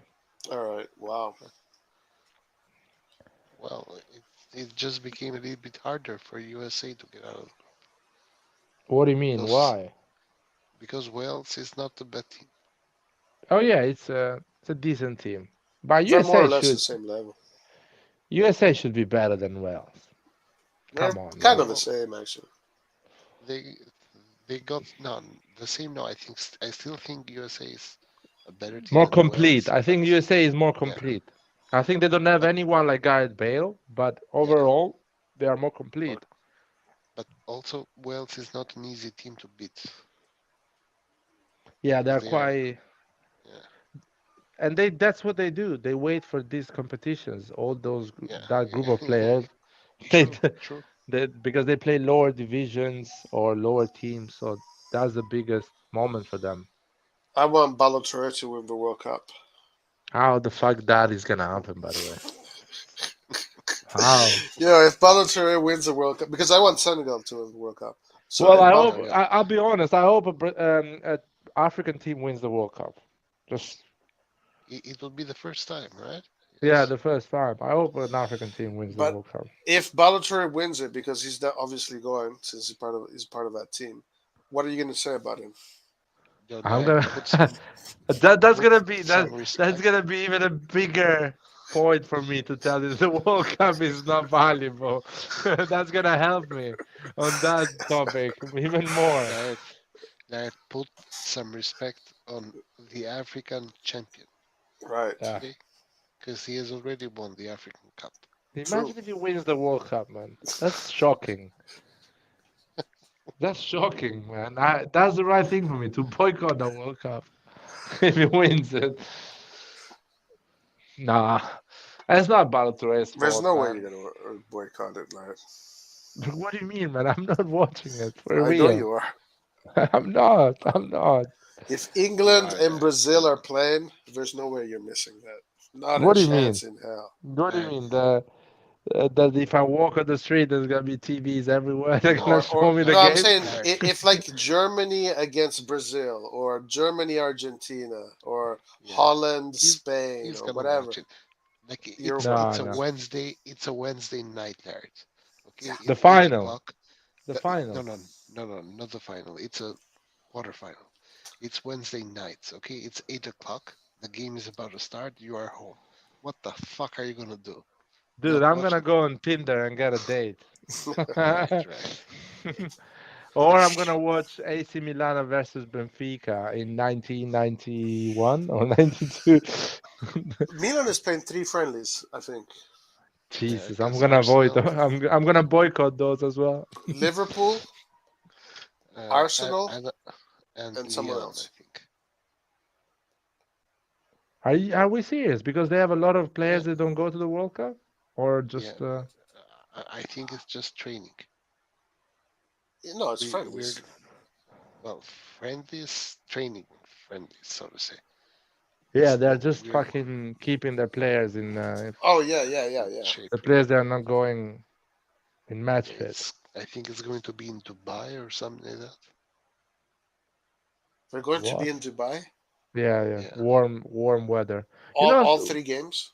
That is gonna help us a lot. I'll be honest with the injuries. All that is 3 gonna games. help us. Yes. In Dubai. It's a training camp or something. Yeah, Roy, why is it so hard for you to understand? How long are they going to stay in Dubai? 2 weeks? Yeah, 10 days, 2 weeks, like 3 weeks. They have a lot of time. It's 1 month and a half, the World Cup. I think it's going to be like this. After the last game of the season, they're going to have 10 days off, and after that we go to Dubai. Again, for the preseason. Yeah. The preseason starts. We go is going to be at Chelsea. Who? We go. Here we go, or we go. All right. So the broya deal is gonna be made in that period. We think so. I'm just dreaming. Man, Lazic almost scored a goal today, man. He turned really well. I was so sad here in the Primavera, exactly that. He was with the back behind, with the back in front of the defender, and then he turned just like he did. I saw those 3 goals. Man, Lazic is a player that the Primavera is too easy for him. It's too easy. He can score 20 goals in the Primavera. But he has struggled a bit. Like this season, he has been better, but the last season he struggled, and also the beginning of this season he struggled. Yeah, but he's been he's had a lot of injuries and new country. His main problem has been keeping up physically, like having the fitness to go through games. But now he looks a lot better. But he needs to go on loan in January. But if he becomes like a top player, that'd be amazing. Because he could be. Yeah, but the problem is if he becomes a top player, it's going to be in 2 years. It means in 1 year we would have to renew him. So we would lose him for free. Or maybe sell him for something. No, but I don't think, man, we're going to renew him next year. I'm not kidding, man. He's gonna next year is gonna be 2 years, so that's when you renew a young player. Are we ever gonna renew Benacer now, by the way? I don't care anymore, man. I honestly don't care anymore, man. I just lost faith, or you can call me, I don't know. I'm just a cold person anymore. I don't feel attached to these issues anymore. I take whatever Redbird or Elliot or AC Milan wants to give me. I just take it and I appreciate it, and that's it. Do you guys think we're gonna spend any Good money approach. in January? No, Yes, I don't think so. I don't think so. I think yes. I don't think so because Pioli is not using the players they bought to him. Imagine adding him more players. What it's gonna do to him. But maybe we. But those players aren't starters. If we get some players that start, then go play them. No one sells good players in January, Nathan. You could you could try and get a player from like a UEFA, a Europa League team or a Conference League team. Yeah, that is good. Well, I think they're better than that. These teams that are in there, they team. Nah. What player are you gonna get from a Conference League team that is gonna start for us? Milankovic Savic. Well, dude, but we're not gonna buy those players, man. And by the way, yeah, let's buy Milankovic Savic so Pioli doesn't even know now who to play. Yeah. Dude, we know that he doesn't play Adelaide and he doesn't play CDK, so sometimes I think it's better for Pioli to have less options. Exactly. Because that guy That's gets actually funny. lost in. And I honestly think we cannot buy players that can change our situation. Or you spend a lot of money like Juventus did with Vlahovic. Alvich. You make a move like this, but we're not gonna make a move like this, guys. Knowing that Leao is not renewing, Benacer is not renewing. I would try and get a loan for.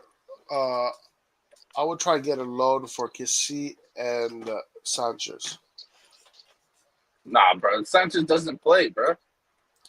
Yeah, that's why. What's the point of having a player who doesn't play?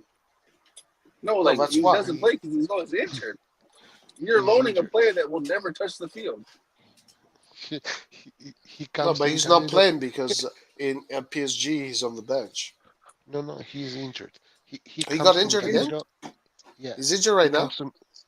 I think he just came back from an injury right now. He's finished, man. Roy, he's finished. He's like Pato 2.0. He comes to Milanero in a coffin, bro. Like that guy is. Okay, Dude. so loan Kessie back to Milan, and someone else, someone good, someone quality. I don't know, man. Yeah, he's not gonna get loaned to Milan. Man.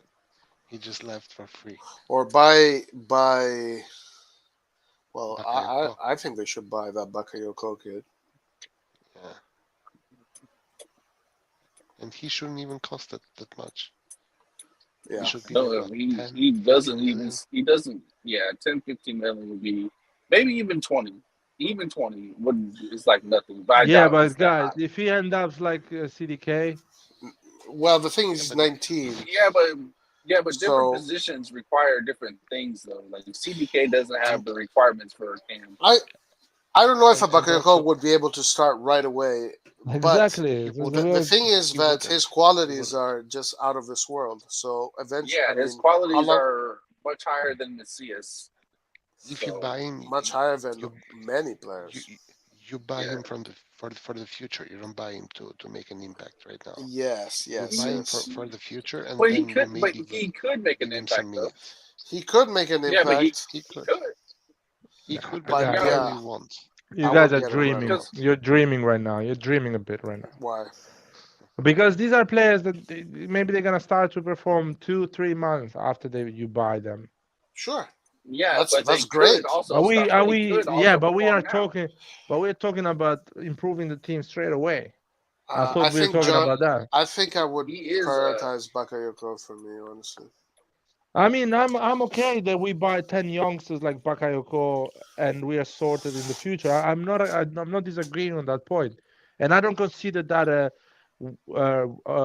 purchase for Strengthening the January. team. Yeah, I agree. Do you know what I mean? We bought It's for the Lazic future. the January before. It's not like he added anything to the first team. I know, So- but this guy is like a Vicha Verasquilla, so I'd get him Yeah, maybe he's the now guy. before- Maybe he's the guy. before. You can't always wait. Like the thing is, like, you know, like I sometimes I use this saying, you know, you lose the train. Like, this kid is obviously a train that is coming.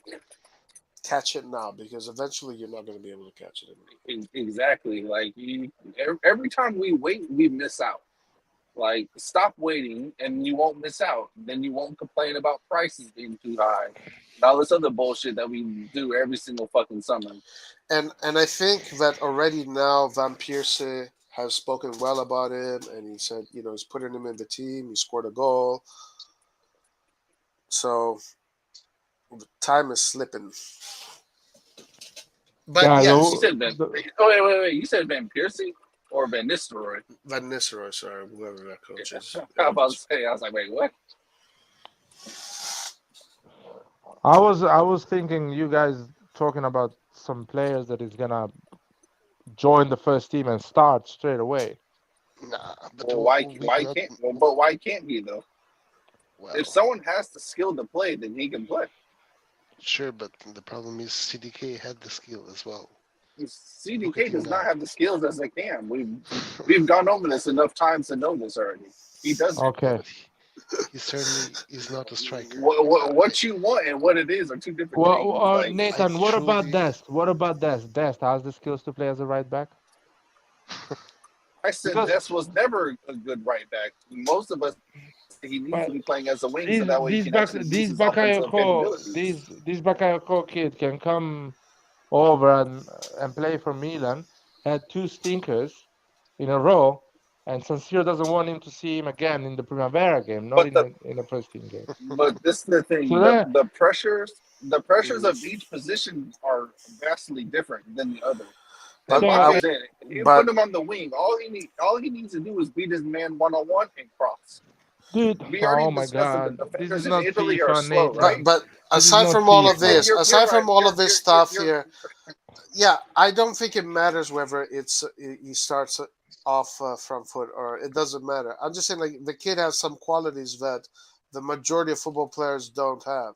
So, like, who cares if he gets good in 1 year, 2 years? He's 19. He's 19. Roy. Okay, I agree with you. Yeah. And you know what? We should buy this player. Yes. I just misunderstood your question. I thought we were talking about players that we know that will provide an upgrade to the first team straight away. I was talking about something like I don't know, a guy that already plays for a first team of top 6 teams in Europe. You know what I mean? That's why I said Kessie and Sanchez. But Kessie is not. He's not gonna be. Maldini is not gonna. Zaniolo, so I was talking about, dude. Zaniolo is going to play. Nathan, Zaniolo is going to play against RB Leipzig. No, Salzburg. Salzburg, sorry. He's going to play against Salzburg. Okay. Saelemaekers got man of the match against. He can play against Tottenham. No. Saelemaekers got man of the match against Salzburg. Both games. If Zaniolo does not get minimum man of the match, you should shut up forever about this Zaniolo thing, man. Come on, no, I disagree. I don't even care about the kid. Man. I think he has an immense talent. You were saying he's going to win a Ballon d'Or, man. I love Zaniolo, man, but I'm telling you, Nathan should shut up forever if he does not get at least the man of the match of that game. Because Saelemaekers got that. That's fine. I'll be the first one to sit here and say that. Can you please? Can we have this bet, me and you? Yes, we can. We can. No problem. I got no problem with that. What happens if he does, though? If he does, every time Nathan mentions Zaniolo, I'm gonna say, yeah, Nathan, you're fucking right. Let's go and get Zaniolo. I'm gonna be your right arm on that. I'm gonna fight for you. Zaniolo always shines in Europe for no reason. Sorry? He is super overhyped for no reason whatsoever. The Zaniolo 3 years ago. I don't think he's overhyped at all. Guys, he's overhyped at all. Can we just use the logic here? 3 years ago, I agree. Not this Zaniolo. This Zaniolo is hard to watch. Roma's offense is hard to watch, not Zaniolo. Sorry, guys. Can we just agree? Are we based on logic? Roma is a pretty solid team in terms of financial. Okay. So Roma is not gonna allow Zaniolo to leave in January. I don't think so either.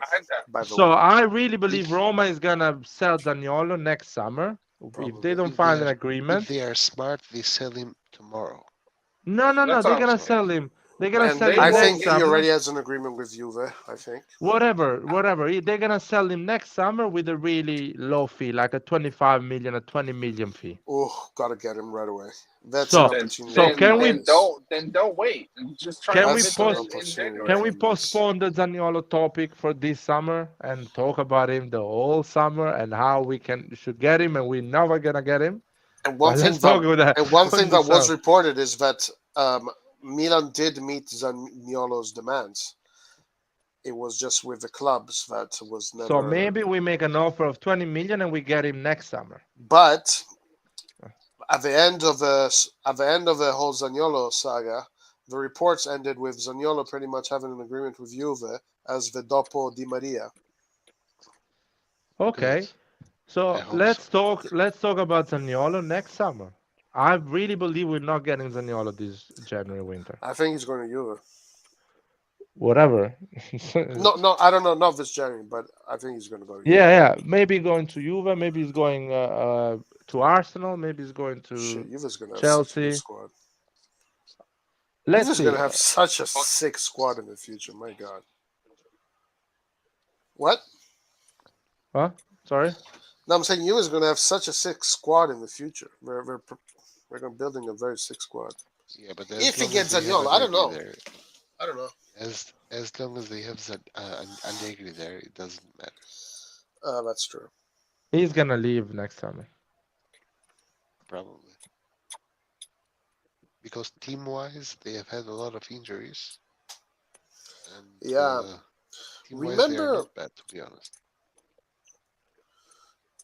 I don't know if I remember. Like I was looking at their trainings in the winter. No, in the winter. In the summer, and they were like an army. They were training so hard, and I think he overdid it in the end. He destroyed all those players before the season even started. Anyway, I don't think we're going for a right wing. Maybe there is a chance we sell Leao in January. Yeah. That would be stupid. Well, we can get other players to replace him in January. What players in January? Well, you have the budget, you go for. We always say Mudryk or other left wings. How They is play. Mudryk different from CDK and Bakayoko? Well, listen to me, man. Mudryk today against Cremonese would have dribbled at least 2 players. At least. Okay. So. You can say the same about Bakayoko. Yeah, maybe Bakayoko as well. I'm not disagreeing on that. I'm not disagreeing on that. You know what it is also that these guys have tasted. If Bakayoko can play on the left, fucking let's go, man. Get him on the and put him on the left. Who's that guy? Actually, yeah, the game he scored on, he played on the left. Yeah. Chaka Traore. Why not? Fuck it. Chaka Traore is a trequartista. He plays on the left wing as well. Yeah, I've been watching him. He's a trequartista. So fuck off, Rebic, man. Just play this kid. You know what I think about him? I don't think he's ready. These but guys, Rebic looks like not ready anyway. So these guys play him. These guys tasted the glory of a Champions League, and now they're too good to play against Cremonese. No. Oh yeah. Oh yeah, maybe they achieved them. It's like a hangover. It's like a Champions League hangover. Yeah. We were playing like shit before qualifying for the next round. Actually, we haven't played good football this season overall. Like I think we play good football. We play good football. I think just Napoli is playing so much better that it looks like we're playing shit. That's the thing. We played worse football the season before, in my opinion. In the end of the season, yes, but during the season, I think we played better. I don't know. I think Napoli is playing so well that everyone else looks average or mid. But at the end, if you consider our type of football we had the season before, the season we won the league, we were not amazing. We won a lot of ugly games last season. A lot of them.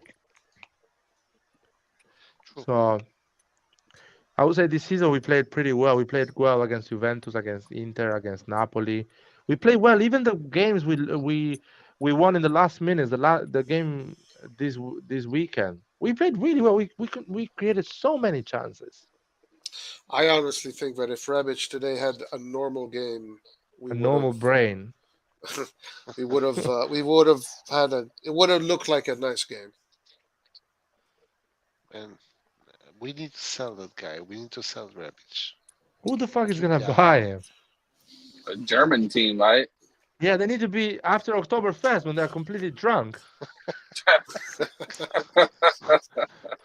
Because not in the middle of the season. No one is buying Rebic in the middle of the season. Oh man, see, players like this, we need to find players that don't play at Bayern Munich, they don't play at Chelsea, they don't play at Liverpool, they don't play at City, they don't play at Man United. I don't know, players like this we need to find. Gnabry at Bayern. He's playing, man. Are you sure? Because someone told me, someone said he is not a starter. He is not a starter. that he's looking to move because he's not started. And Arsenal right has some good players. Arsenal has some good players they don't play a lot. Some youngsters. Man, enough with youngsters. Like, I don't want us to keep on buying. But youngsters, I'm saying 22, 23 years old, not teenagers. Because this whole idea that we buy youngsters, like, what's even the point? Like, Rajon, legal age, Rajon, legal age. I mean, buying young players isn't the problem. You just gotta make sure they're actually good. Yeah, but dude, man, I'll tell you what, you can buy every young player in the world, still Krunic is gonna pull you a better performance than that poor kid. Yeah, no, of course. Because Serie A is a dodgy league, man. Unfortunately, it is. Serie A is a dodgy league. It's a dodgy league, and when you see a new player coming in the Serie A and performing really well, I'm not surprised about their dribbling, their skills. I'm surprised about the way they understood the league straight away, the physical contacts, the tactics. Say his name. Say his name. The defender, the Kim guy, the defender of Napoli. That as well. That guy for me is a massive surprise because if you think about it, a Korean defender that he was playing in the Turkish league now. Yeah.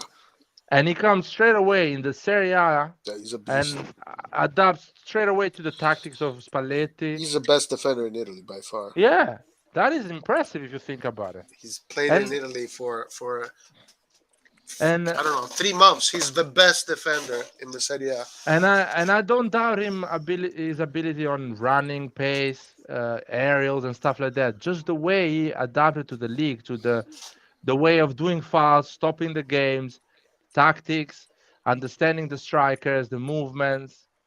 That is massive brain. You know what I mean? How old that is a that massive guy? brain. 25. 25. Massive brain. Yeah.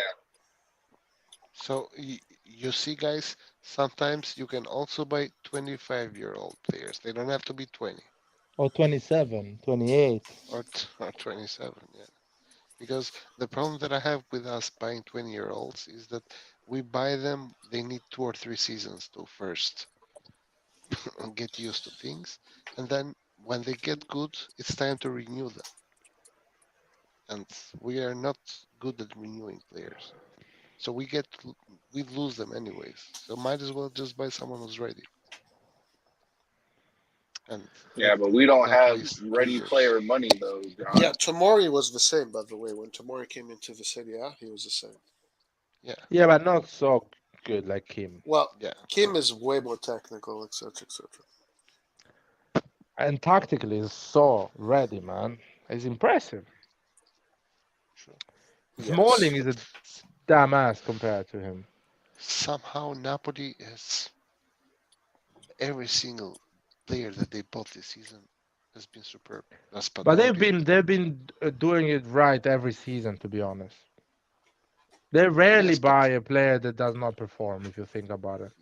Well, yeah, yes, and not this many players. Kim, but sorry, Lobotka. Raspadori, but Lobotka, they added. There's been 3 years. Anguissa and Lobotka, they've been 3 years at Napoli, 2 years at Napoli. Anguissa came last season.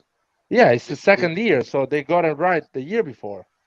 Yeah, the year before, yes. And Lobotka is his second season or third season at Napoli. Second, I think. I think it's third, but let's say second. Maybe,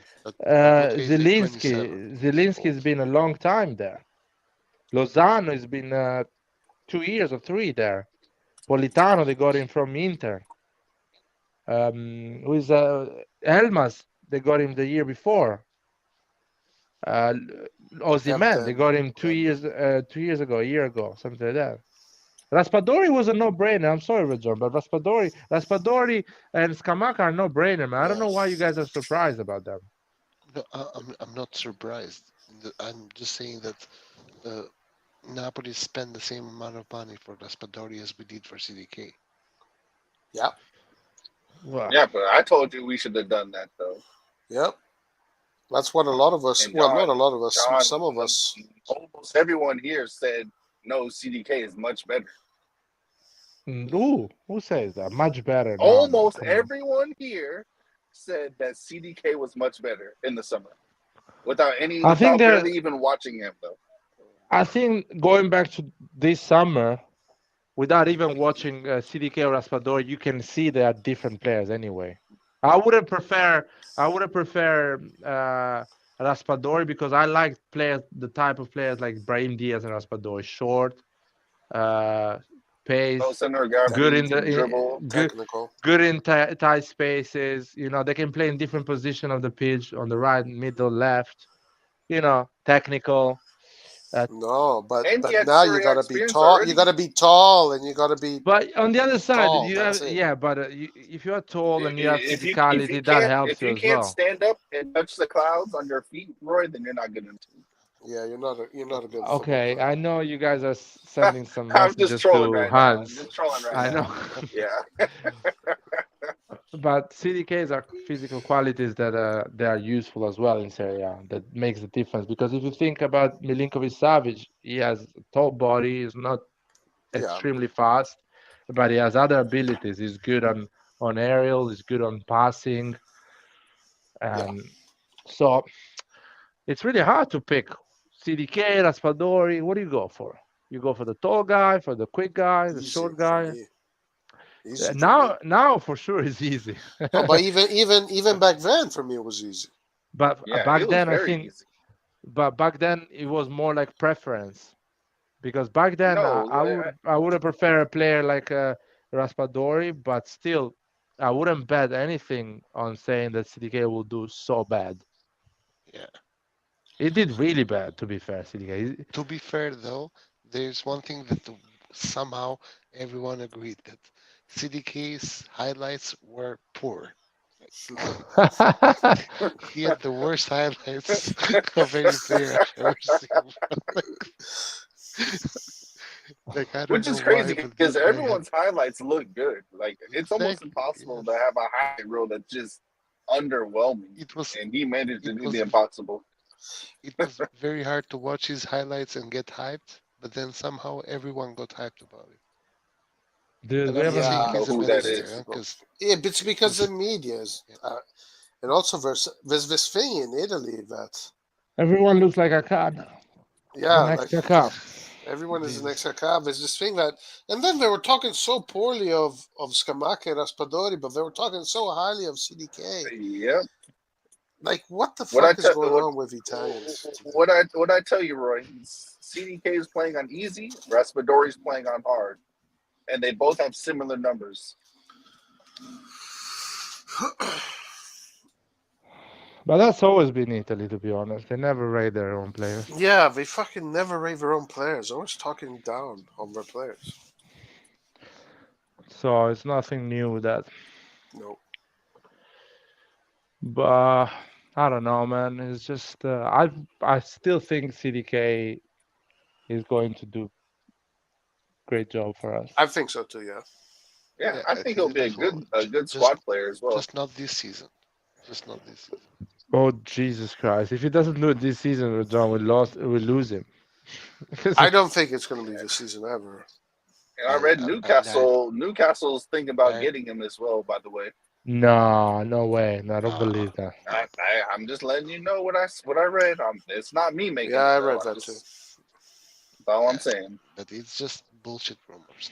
But listen, the reason why I think he's not going to be ready this season is that we're not seeing any sparkle from him. Like, he is totally destroyed mentally. Yeah, but I think it's going to take more than one season. Yeah, but it's been I thought it was long though. It's been too long. Like, I know Leao and Tonali, these guys, they had some good games, some good games, but CDK's had zero, literally zero. Like, that's just, that's because Leao, even when he was walking on the pitch, even when he was frustrating to watch, he would have 2 minutes of absolute genius. Dribble everyone, do something. CDK right now, or 30, at least 30 minutes. Be nicer than that, John. Leao at least 30 minutes before he gassed out. Yeah, but CDK right now, he can't do anything good for some reason. He's mentally blocked right now, so he's gonna need an entire season to. Leao against Sassuolo got a 7 seconds goal and disappeared from the game, and he appeared Yeah. again in the last 10 minutes, and we got a second goal. That's it. That was Leao's game that against Sassuolo. Or you remember against the first time it was the third game or the second game of Leao when he started against Fiorentina. They were Dribbles 3-0. everyone. Dribbles everyone, man. All of a sudden, and you are like, okay, this guy, he is frustrating to watch, but he is talented. Like you cannot say this guy is random. And this is what I want to see from CDK.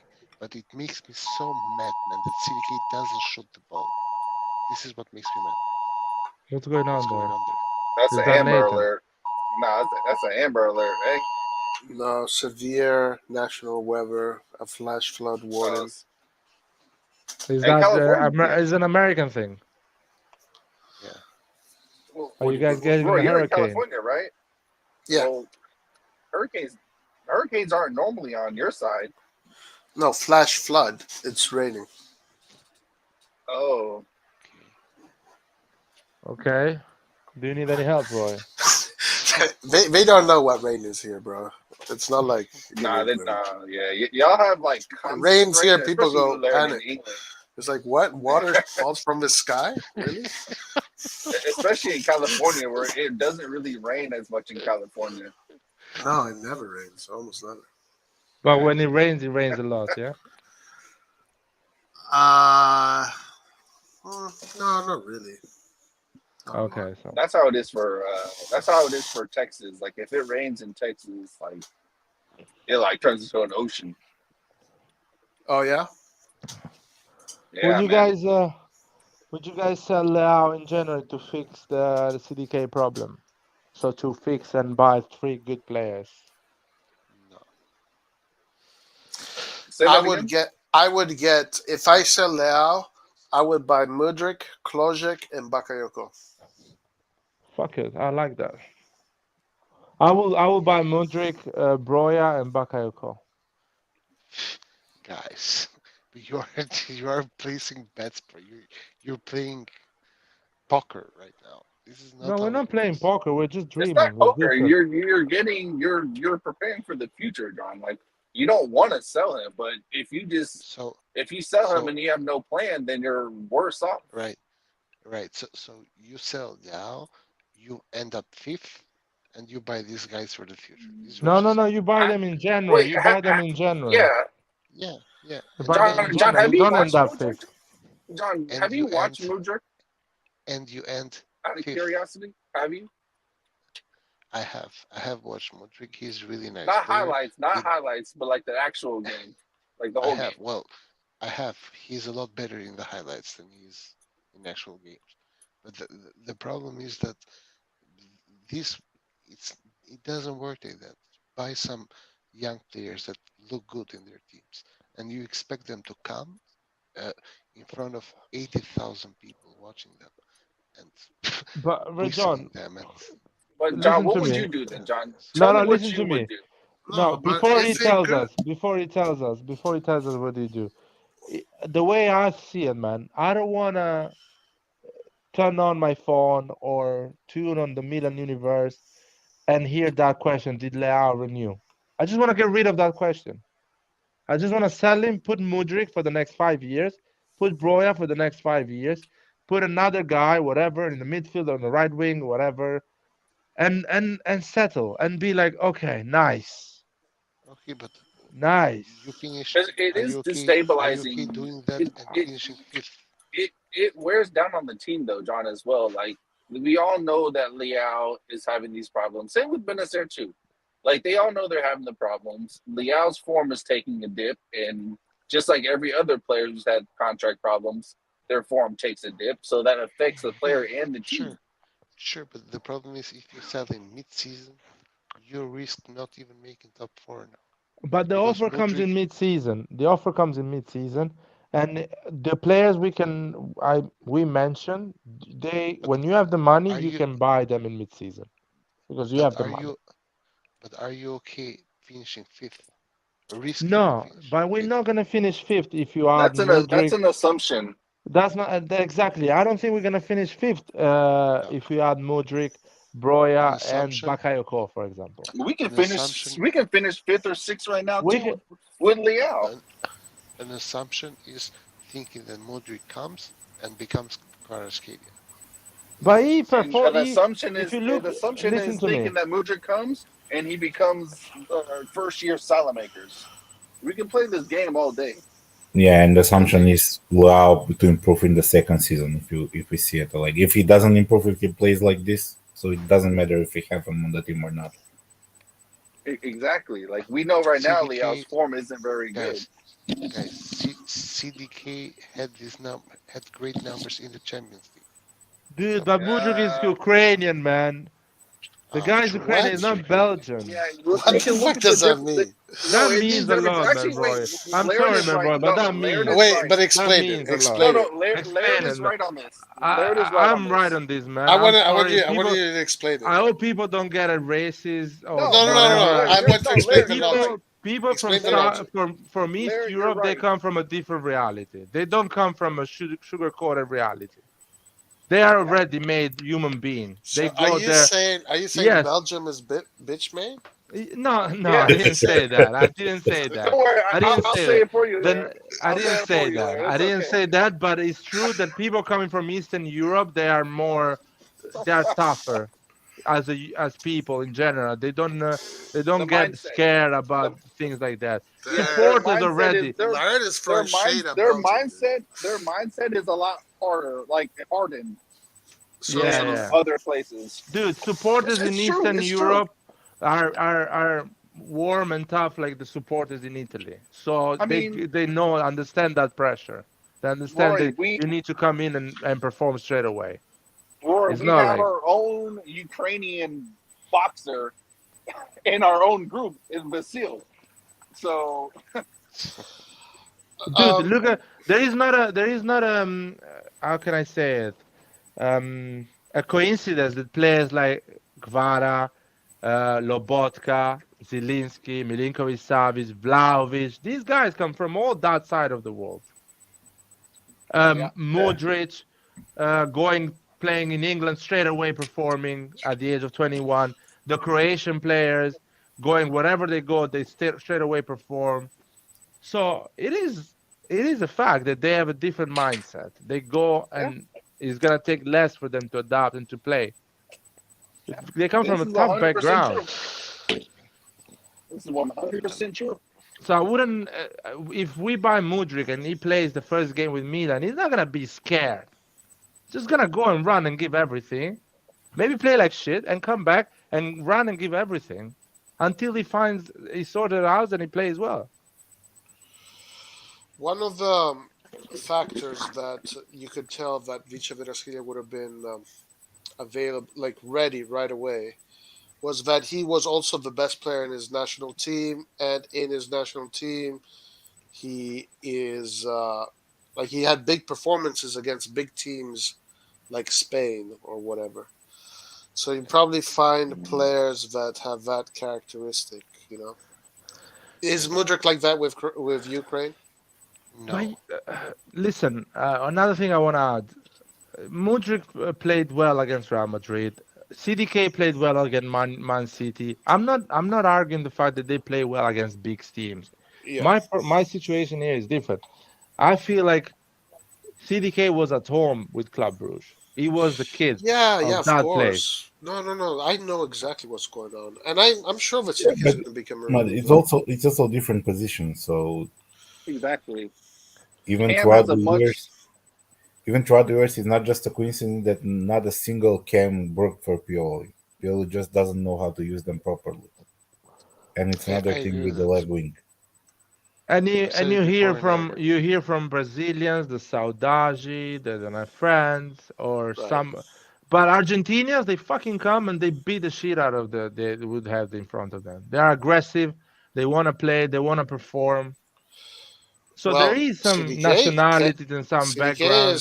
is surrounded by Belgium people, bro. Yeah. Yeah, but it's not about. I'm explaining you the difference between nationalities and the way they. No, I For, understand. I understand. for example, African players, they come in Europe and they perform day one because they are like, I want to escape poverty.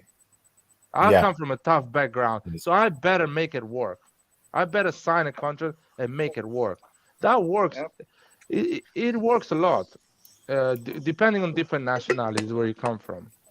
And Clint is here to come here and say, Lard, you're right. I know, Clint. No, you're how's not. it No, going? Clint, Because Clint's here's what I gonna want come to here and add. say all those. Let, Clint's gonna let, come and cause say all let, those African players yeah, are 10 years older than what yeah, they and really exactly. And here's I knew, no, listen, I knew he's like, gonna come and like, say that. no, like, because here's what here's what I want to add an alternative to what you just said, or maybe because they know they're old and they got to provide for their families back home or their kids they have over there, and they perform their life away compared to a Okay. young. Because if it's a young 18-year-old or 16-year-old, bro, they still gonna be immature. They're not gonna care. You understand? You know, if you're 20 something, So you're really convinced, huh? Jesus, you say Clint. you say I'm convinced. I have family that played at the national level in the Ivory Coast. Like I'm well versed within that Okay, Ivorian but midfield. you're proving my point here, Clint. No, Doesn't matter no, the it's age true. and Yeah, it's everything. true. It's true. The- No, but it's- age, yeah, but age Clint, has I a, have one question for you. One yes. question. How old is Are Kessie you? for real? How old is Kissy for real? He's Yeah. definitely Kissy. Definitely, he's definitely in his mid-30s. Ah, Mid 30s. shut up. I mean, you laughing? No, I'm gonna ask you a Oh, question. No, I'm gonna ask you. Jesus Christ. I'm gonna ask you one question though. I'm gonna ask you one question. Other than DJ Drogba, what African player did you know that played all the way he was 38 to 39 years old? There is. I think Okocha play until 35. What about the Cameroonian Roger Miller? Roger Miller. Right, Roger Miller when until he was He 40, was right? 60. No, No, he was he was 40. 40, but he was 60. Yeah, he was 40. He did play long. I'll give you Nah, that for him. Clint, listen to me. I'll give you 3 years difference for Kessie. If No. we're gonna go in this madness of conversation, Hey, I'll give no, you listen to 3 me. years. No, But not never. Not mid-30s, even. man. No. Mid-30s is 10 years more. Let me tell you something about Kessie. No, let me tell you something about Kessie. Let me tell you how it works. No, let me tell you how it works. A lot of these African players, what usually happens, they play at the local level, right? A lot of them will play, let's say, in second division in their national country. And when they're there, a lot of them are under the radar, right? And they always can make they're under the radar Okay. until when listen. But Then Kessie when came then in Italy when he was listen, a teenager, 16. yeah, sure. You believe that. Not 26. Not You believe that. 26. Listen, Yes, I know sure, he people. says, bro. Yo, listen, Clint kills me, bro. listen. Clint kills me. I know people that know Kessie. I know Oh, people that know him Jesus personally. No, I'm Christ. being serious. I mean, Ivory Coast is a 20 million. We all come from the same city of Abidjan. We know his background. He used to play at a tournament what we call like a little. It's like a mini. It's like a small reducer, like 5v5. Like you play Yeah. on freaking like on concrete. That's where Kessie comes from. That's why he's so physical because. Yeah, Listen, he used to play there in the 80s. no, I wouldn't say that. Like, no, what I'm trying to say is no, but okay, but like jokes aside, what they usually would do is that once they get picked up, by good academies or they know they're gonna go to Europe to kind of extend longevity, they have to reduce. That's why when they come, they're really mature. I'm telling you that, bro. The African kids, the only African kids that don't reduce their age are the ones that are born in Europe.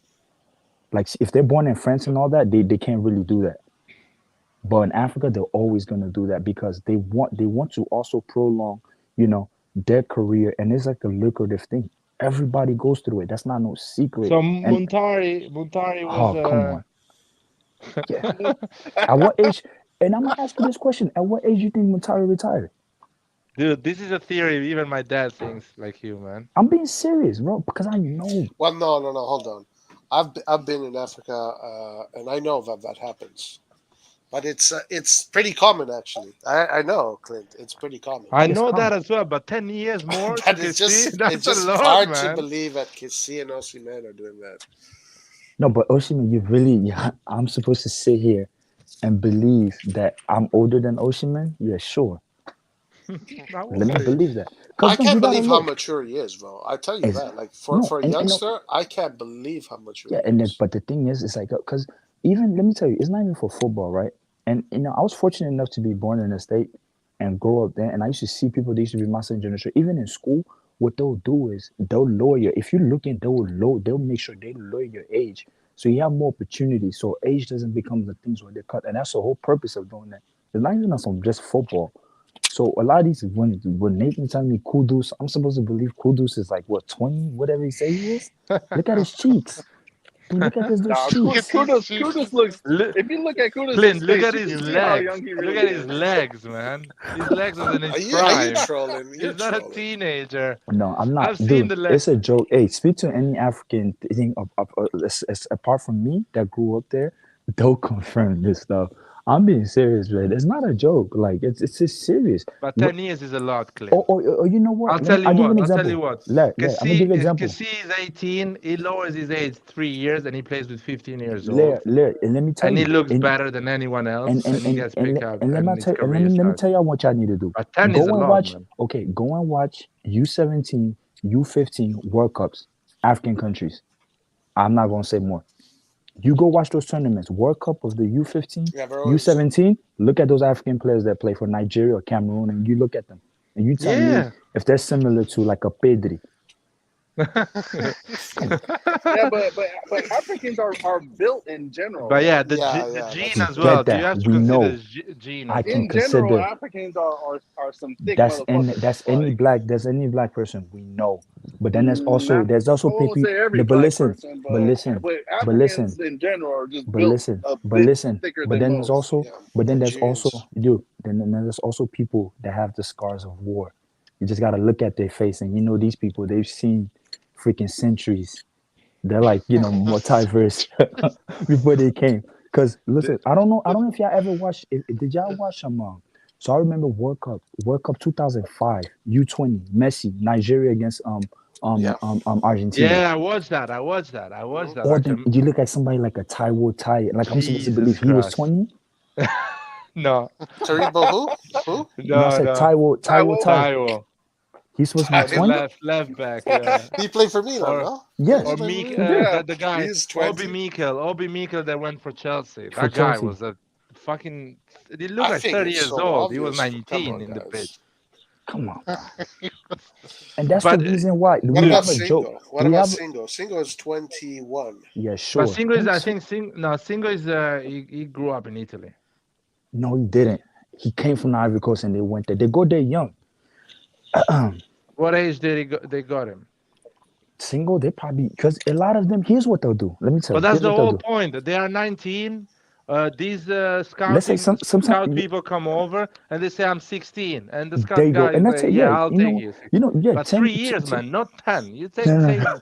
because he's a mid 30, man. Kissy, no. What are you Kissy, talking about? At 10 years, because he at 20 years old, he was saying he was 10 years old. no. The reason, Maybe he's 28 instead of 25. no. The reason why for Kessie, like I said, this Kessie is actually really old because that boy been No. playing for a long time, especially at a lot national level.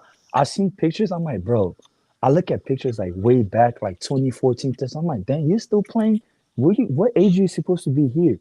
If people put the pieces together, you understand. This is why these guys don't give interviews. They don't want you too much in their life. What's his name? Almost snitched on himself. What's his name? Taiwo. He said he had a 10-year-old daughter back in Nigeria. They're like, what? And they'll try to calculate his age, like, Yeah, but trying to understand. even in the United States, people have kids young sometimes. Like in Yeah, my dude. middle school, they were 11-year-olds and 12-year-olds that were already having kids. Indeed, So, I know, but this is West Africa, bro. It's different. It's different. Nah, but I say that to give hard time to troll, man. But they gotta do what they gotta do. But they all do. They all lower their age, man. And I'm pretty sure North Africa too. They do the same. Because Saif was telling me they do similar things. But West Africa, I know for sure. I know. It's pretty common. Yes, it's common. I mean, they have to do it so they can, because whatever money they can make during that period of time, you see it. And then what they're gonna do is, you're not gonna have an African player legit is gonna tell you he's gonna try to play like a Zlatan to 40. They don't care about that. They're gonna try to make a money within that window and just leave. That's it. because they're almost 40. Unless the ones that are really like whatchamacallit, the people that like that were born in Europe, then they don't. I don't in Europe they don't even play those games. So us that were born in the state, if you're born in the West, you can't really get away and just go and alter your age without knowing. And if they find that out, it's crazy. But we're Africans, and a lot of these people come from rural areas, right? If you take people like Mane and all these people, they don't come straight. They go through these like loops to these countries, to these little clubs, and then by the time you discover them, they're like, oh, that's the you don't know his background really. You don't really know them African players' background. Oshiman, who heard about Oshiman other than once a lot of people heard about him when he was going from Lille to Napoli. You just don't really know his background or his come up if he was that mature. Understand? So like it is they do whatever they gotta do, but it's true, it's very true. So, but nah, But nah. 10 years, you're never gonna convince me. 10 years, man. 10 years is impossible. Okay. Doctors are not idiots, man. Let me tell you something. My cousin, my older cousin, wanted to play. He was born in '84. No. Listen to me. He was born in '84. This dude, and then reduced his age so much. So first time he reduced his age, and what he'll do, he'll keep his last name, and then he'll switch, like he'll switch one of his middle names, where he's something different, for FIFA license, right, to play at the local level. Dude kept doing that. He went from being born in '84 all the way that he was born in '96 now. And I'm like, dude, how do you find '96? And it lowers. He's like, no, this is my new papers because he can't get picked up by this team because of injury. Or let's go see this guy so I can reduce my age this time. And these other countries, they allow you to do that. Clint, and you know what? There's also clubs, I think they know and they take advantage of it. Yeah, they do. Because they need, it says market. That's why in Italy, they like taking these Ghanaians. You see all these people from West Africa, they don't mind getting these guys. Wait, so how old do you think Mane is? Mane is definitely not my age. Hey, I am not claiming that Kessie is 35. This is, I'm just saying this out there, yeah? I'm not claiming this.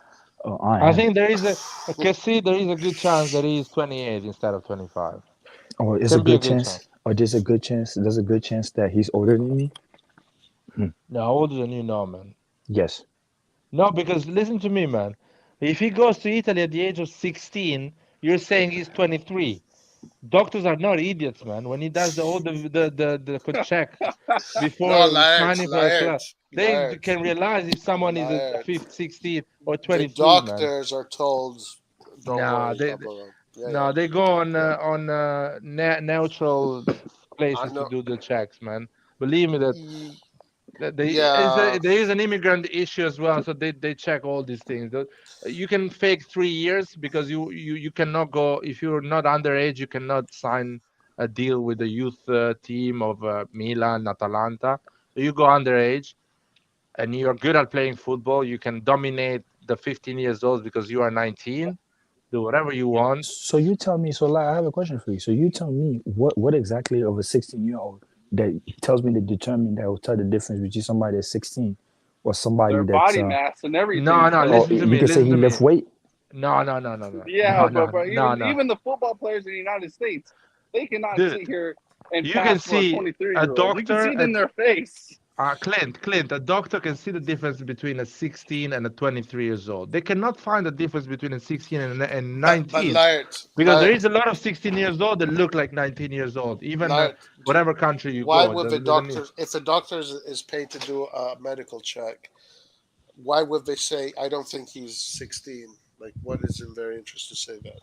That's just down to corruption now. No, they can. They will go and do that. Why? They will go and do that because there is offices that checks your IDs in Italy, man. It's not like there is police that checks your IDs. You do a lot of checks when you come to play. This is a common issue, man. They know, they're not stupid. The people in France, in Italy, in Spain, they know there is this thing. So you can hide 3 years, 4 years at the early age when you are 19, 18. It's not 35. You don't think it's just 35? No, maybe. I think it can be. He definitely in his 30s though. No. I think he's 27, 28, something like that. If he is. But I don't want to even say things like that. I think I'll it's show 25. you. I'll show you an Ivorian 28-year-old. Come on. You're gonna look. So you're gonna look at me and you're gonna tell me somebody. So let me tell you the Ivorian players that play on our team. So somebody like Sebastien Haller, right? You're gonna look at Haller, you're gonna say Haller is older than Kessie. When you look at their face, you look at their structure. Yeah, but the face, I don't believe on the face thing because I mean, I'm talking about even and what I mean by the face, how they look, it's just like the demeanor. Dude, you know when The somebody demeanor. old, bro. The You just demeanor. know. Look. Listen, I have never associated the two things, but I'm gonna say that when I saw Osimhen play the first time, first of all, I was amazed because he's incredible, but I was so amazed at how mature he was on the pitch. And then when I discovered he was 22, 23, like that totally blew me away.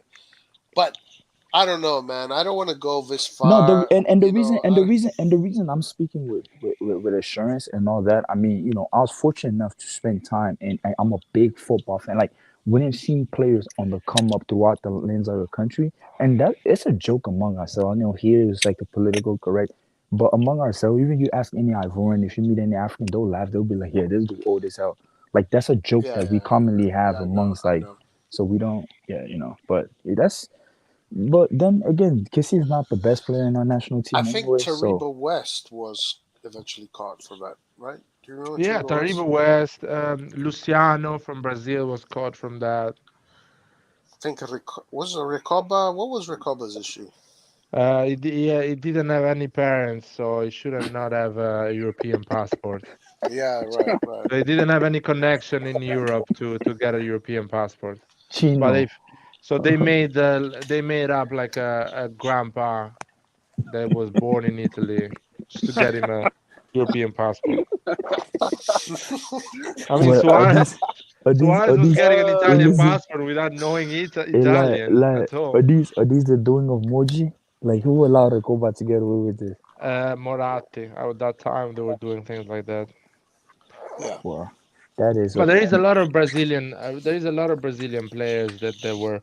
yeah. It's the same thing. There's a scandal But that's going on. in There's a scandal that's going on in South America with Chile. They're going at Colombia, at Ecuador. They want Ecuador to be disqualified from the World Cup so they can play because they say somebody on Ecuador that was originally Colombian used papers from Ecuador that he Yeah, they wasn't born there. falsified his shit. He did falsify his stuff. They say he wasn't born in Ecuador. But Chile is just trying to find ways. They would try to disqualify Peru. They try to Yeah, disqualify whoever I they mean, want. But at least 20 years ago, that was this is a fact. In poor countries like Brazil or other countries in the world, you were born and your parents would put you on papers 3 years later. So you're born now, and 3 years later, your parents go to the office and say, "Oh, my kid is born," and they sign him.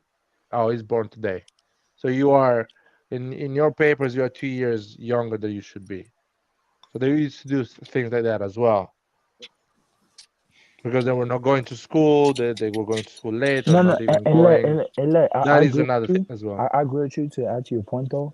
Joseph's side is like now also it's much more Africans are going much more to Europe earlier compared to Yeah, before. So to yeah, before, because before it will take you time for you to get to Europe. It sometimes can be at the end of your career, and that was also the incentive that pushed people to lower their age.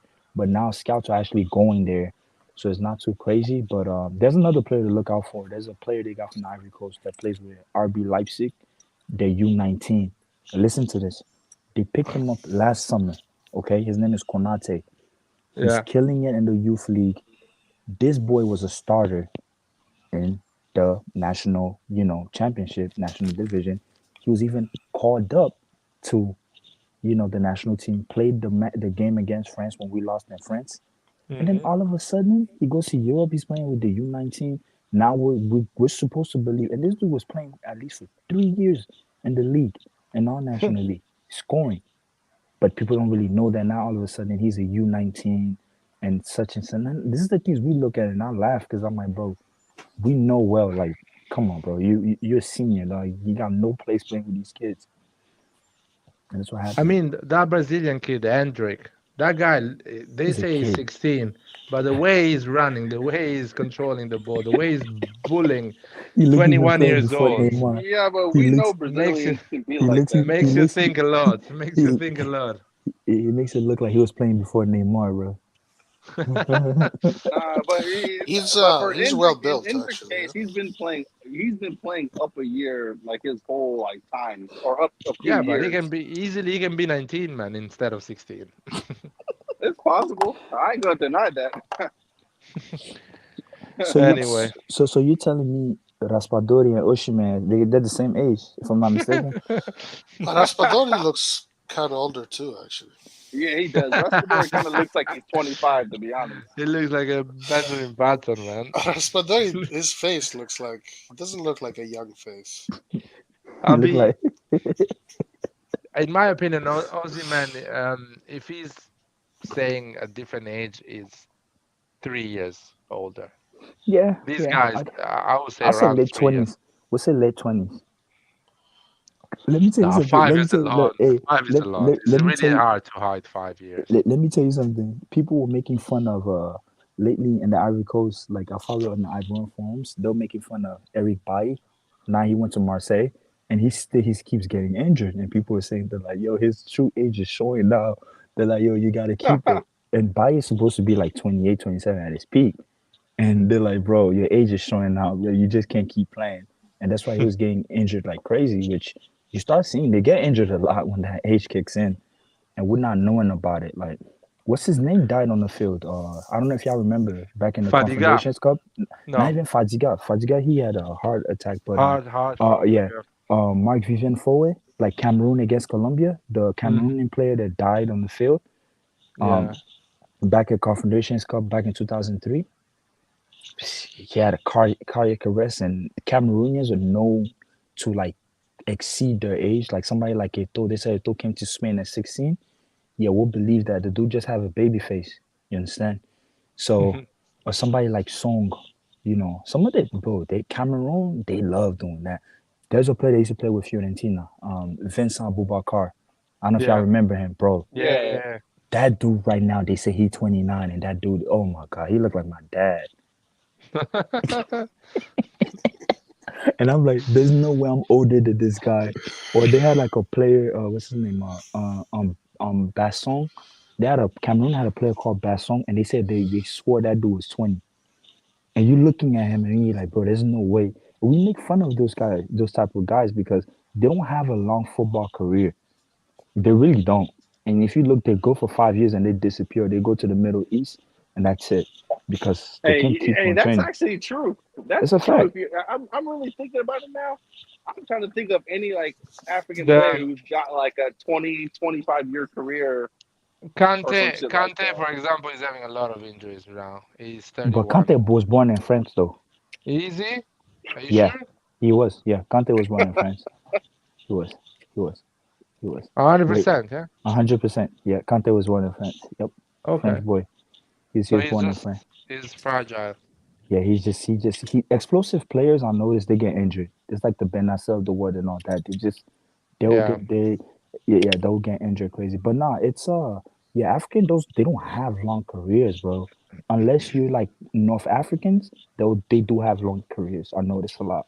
People from Egypt, Algeria, they'll have really long careers, but like West Africans, it'll be really hard. Either they really bloom late, because if they started really young, like they said they didn't tamper with their age, it's still harder because they don't have the discipline to continue. It's kind of like the Brazilians. They'll be like, I just want money and I'll just leave. You understand? I give you an example like a Yaya Toure. How do you explain how good Yaya Toure is, but he wasn't good for his longevity in the football world where he was that good wasn't for a long time. Yeah, we could say Pep messed him over, but don't forget them Yaya Toure, bro. They were playing since like the late 90s before they even went into Europe. The subject is making Antonio uncomfortable. Yeah. But he won. Yep, Thomas Partey. Yeah, that's another guy too. Yeah, Antonio is a product of the politically correct America. Yeah, cannot talk about these things. So let's move to another. So Antonio, what we need to talk about? You want to talk about Man City? You don't need to say. You just.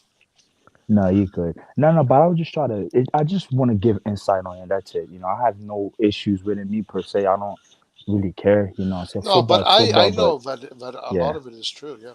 yeah, it's just insight on it, and it's part of it. But I think me personally, I think if Africans get the best, they just don't have the best facilities to really properly Right. develop these players, man. It's some African countries are like third world countries that the infrastructure is not very strong, at Strong, least not yep. yet. And And for the sure, slums, like the slums in Africa are huge. You have a lot of people that are desperate to get out of the slums, so they're gonna do anything they need to do. Hmm. and there is another thing is if you are a really good football player and you know a scout is coming to check that game or that team, you fake all your age because visa-wise it's hard for you to move to Yep, Europe if you you're are right. If over you're over 18. 20, 18, yep, yep. Yeah, so you want to be under 18 so you can get a easy visa, a student visa, go with a youth team, and as soon as you're in, you don't need any more visa. So Let me most of tell them they do it for that reason as well. let me tell you, before like Europeans really started to come in, usually this is how Africans used to get recruited. They'll do is they'll play good in the African Champions League to get Yeah, recruited by a North African team, either a team in Tunisia, Morocco, Egypt. Once they play there, because those teams they used to have the possibility to play friendlies with European teams, and yeah, that was a way now when they play, let's say Raja Casablanca, that's a team, top team from Morocco. You play yeah, there, or Esperance de Tunis, like from Tunisia, you play there, and then you play against a Nice in France. That's your way in now to France. And once you're in the French league, that's now Europe. Somebody will see you at that game because they weren't not scouting like I don't know, Barcelona was not going to West Africa to be like what's the next game. You see what I'm saying? It was either yeah, through there or you really have to go through France. And people, their dream is like, once I get to France, I'll be able to get into Europe. Like I gave you somebody like Yaya Toure. Yaya Toure, we were lucky enough, like we had an academy in the Ivory Coast that was the pipeline for a team in Belgium. So Yaya mm, Toure, his brother Gervinho, Kalou, they used to play at Chelsea. yeah. Like a bunch of, they all went through that pipeline. They all went to Belgium. Then from It was Belgium, Standard Liège or no, Anderlecht? no, no, it was Beveren, Oh, Beveren at the Beveren. time. Yep. And then from The there, French side, the French side, yeah. the French side, and then from there they started to go into Europe. And that's how they started to get recruited all across.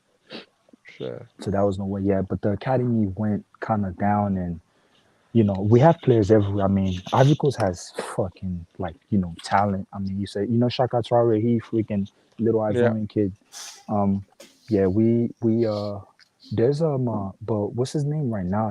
We need to get him if we can. Fofana, he's killing it in the French league, bro. The one that used to play at Udinese, How old is he? he's in his late 20s. Late 20s. Hmm? No, too old for the For Red me, Bull project. but he's good though. I know, but he's He's too good. old for the Red Bull for Cherry Cardinale. Yeah. He's too old, man. Or we should go for like who I keep repeating, Sangare, bro. He's like our most rated player, and we should go. If we go for him, man, I think Edo is good. He's such a good player. So Kudus is 29.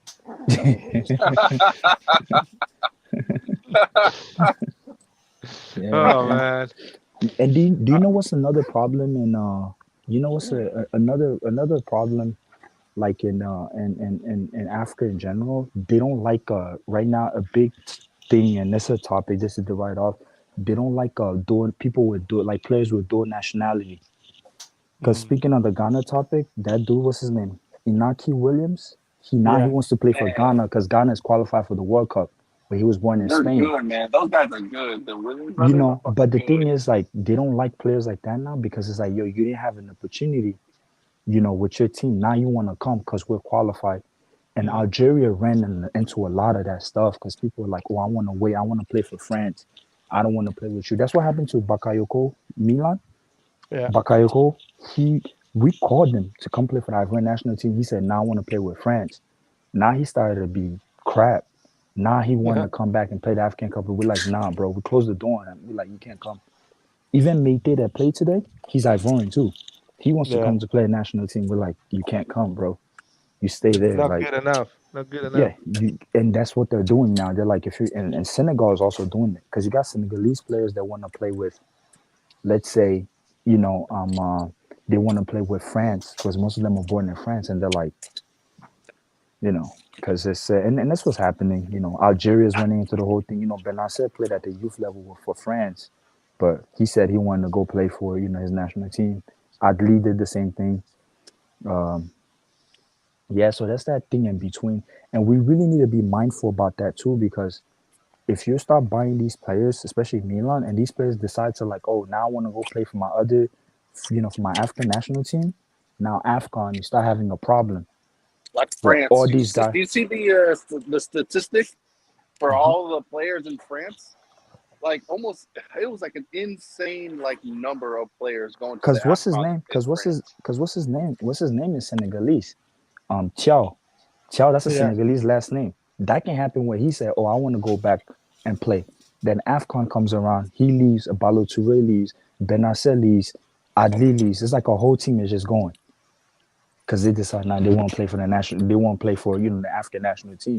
And I think we need to be mindful of getting players in, because that January is usually crucial, right? Yeah. And like I was explaining to people, we can't do the next African Cup of Nations in 2024 is in my home country, but we can't play that. When you play African Cup of Nations in Sub-Saharan Africa, you can only play that in January, no matter what country, because it's raining season in the summer and it's so heavy you can't do nothing. And our raining is different from Europe because we have like the forests, the woods, the jungle is really deep. It takes days. It's flood. This is way different. So this, I think Milan, I hope Maldini, they're paying attention when these kids, they're coming with dual nationalities and they're hesitant. They don't know where they're going to play. You got to be careful, or you just suffer when the AFCON comes around. And that comes every 2 years. So, that's something to keep in mind, man, because it's you just suffer. So Clint is bringing in the conspiracy theories. Nah, man. I I try like to. This is not a theory, right? This has been proved. These things, but I hope KC doesn't come and sue me. Be like, hey, I speak to dude, him. I'm like, yo, my bad. dude, they first of all, they are free to do whatever they want with their life, I know. and that's man. That is escaping poverty, man. I cannot blame them. It is for sure. But the sad part, most of the time from these countries, like the top players in the neighborhood, they never make it. They never even make it like out the league because of injuries. And if you ask KC and all these guys, who's the idol, who was like the top player, they'll be like, yo, is this one guy in our neighborhood? But he couldn't leave. And it's so sad. But it's there's gems everywhere, man. The thing I like about football, I'm gonna tell you, man, we say it's the second biggest religion in the whole African continent because it just unifies people, period. It's like the sport is beautiful, man. It took me a hard time when I first moved down there. I was like, damn, because I used to watch basketball and I'm like, oh, football. I'm like, everybody's into that here. I'm like, okay. And since then, it's been the love, man. And I've been a Milan fan for so much longer, but it's just fucking not this word. But what a shit game we had today, man. Gio's here. He wants to say something. What's up? Yeah.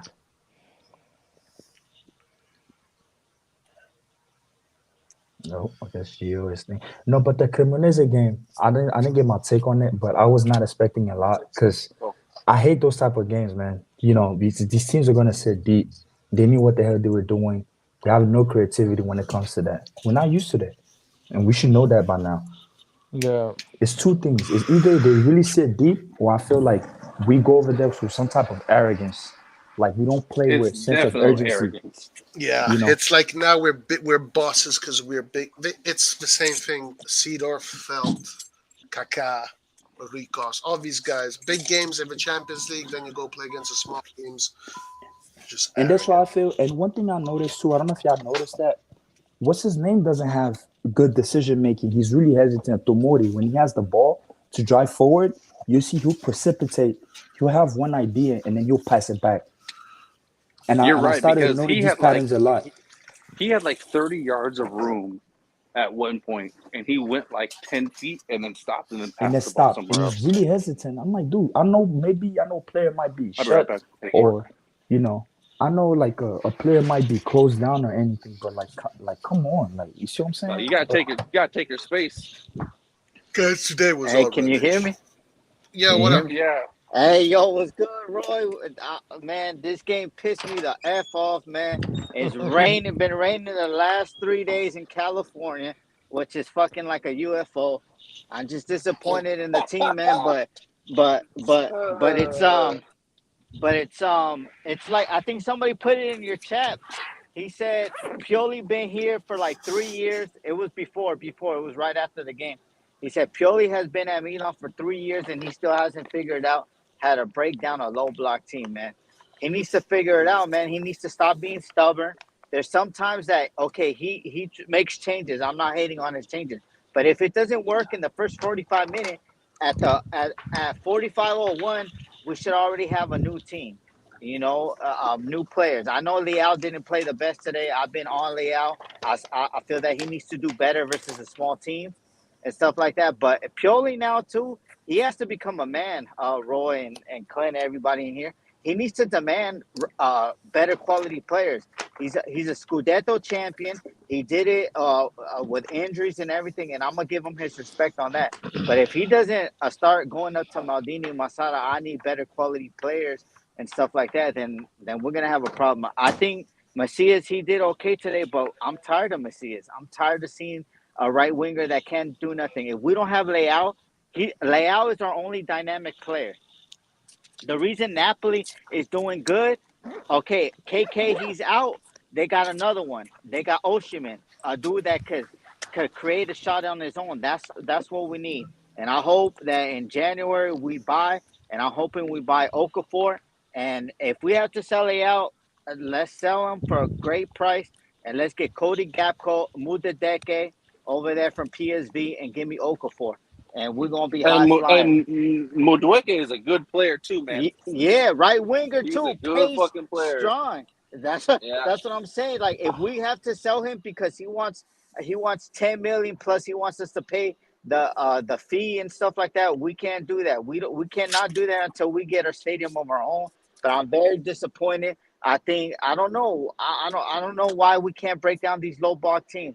I feel that if we start off fast in the first 10 minutes, we could get them. But at the end of the last 10 minutes, we want to start out fast. That's when we're more pressure. And then we don't make pinpoint passes, and then it goes off, man. But Roy, how you feeling with this rain? That's weird, man. Yeah, I know. It's UFO, the sun is man. not out. Yeah, I know, man.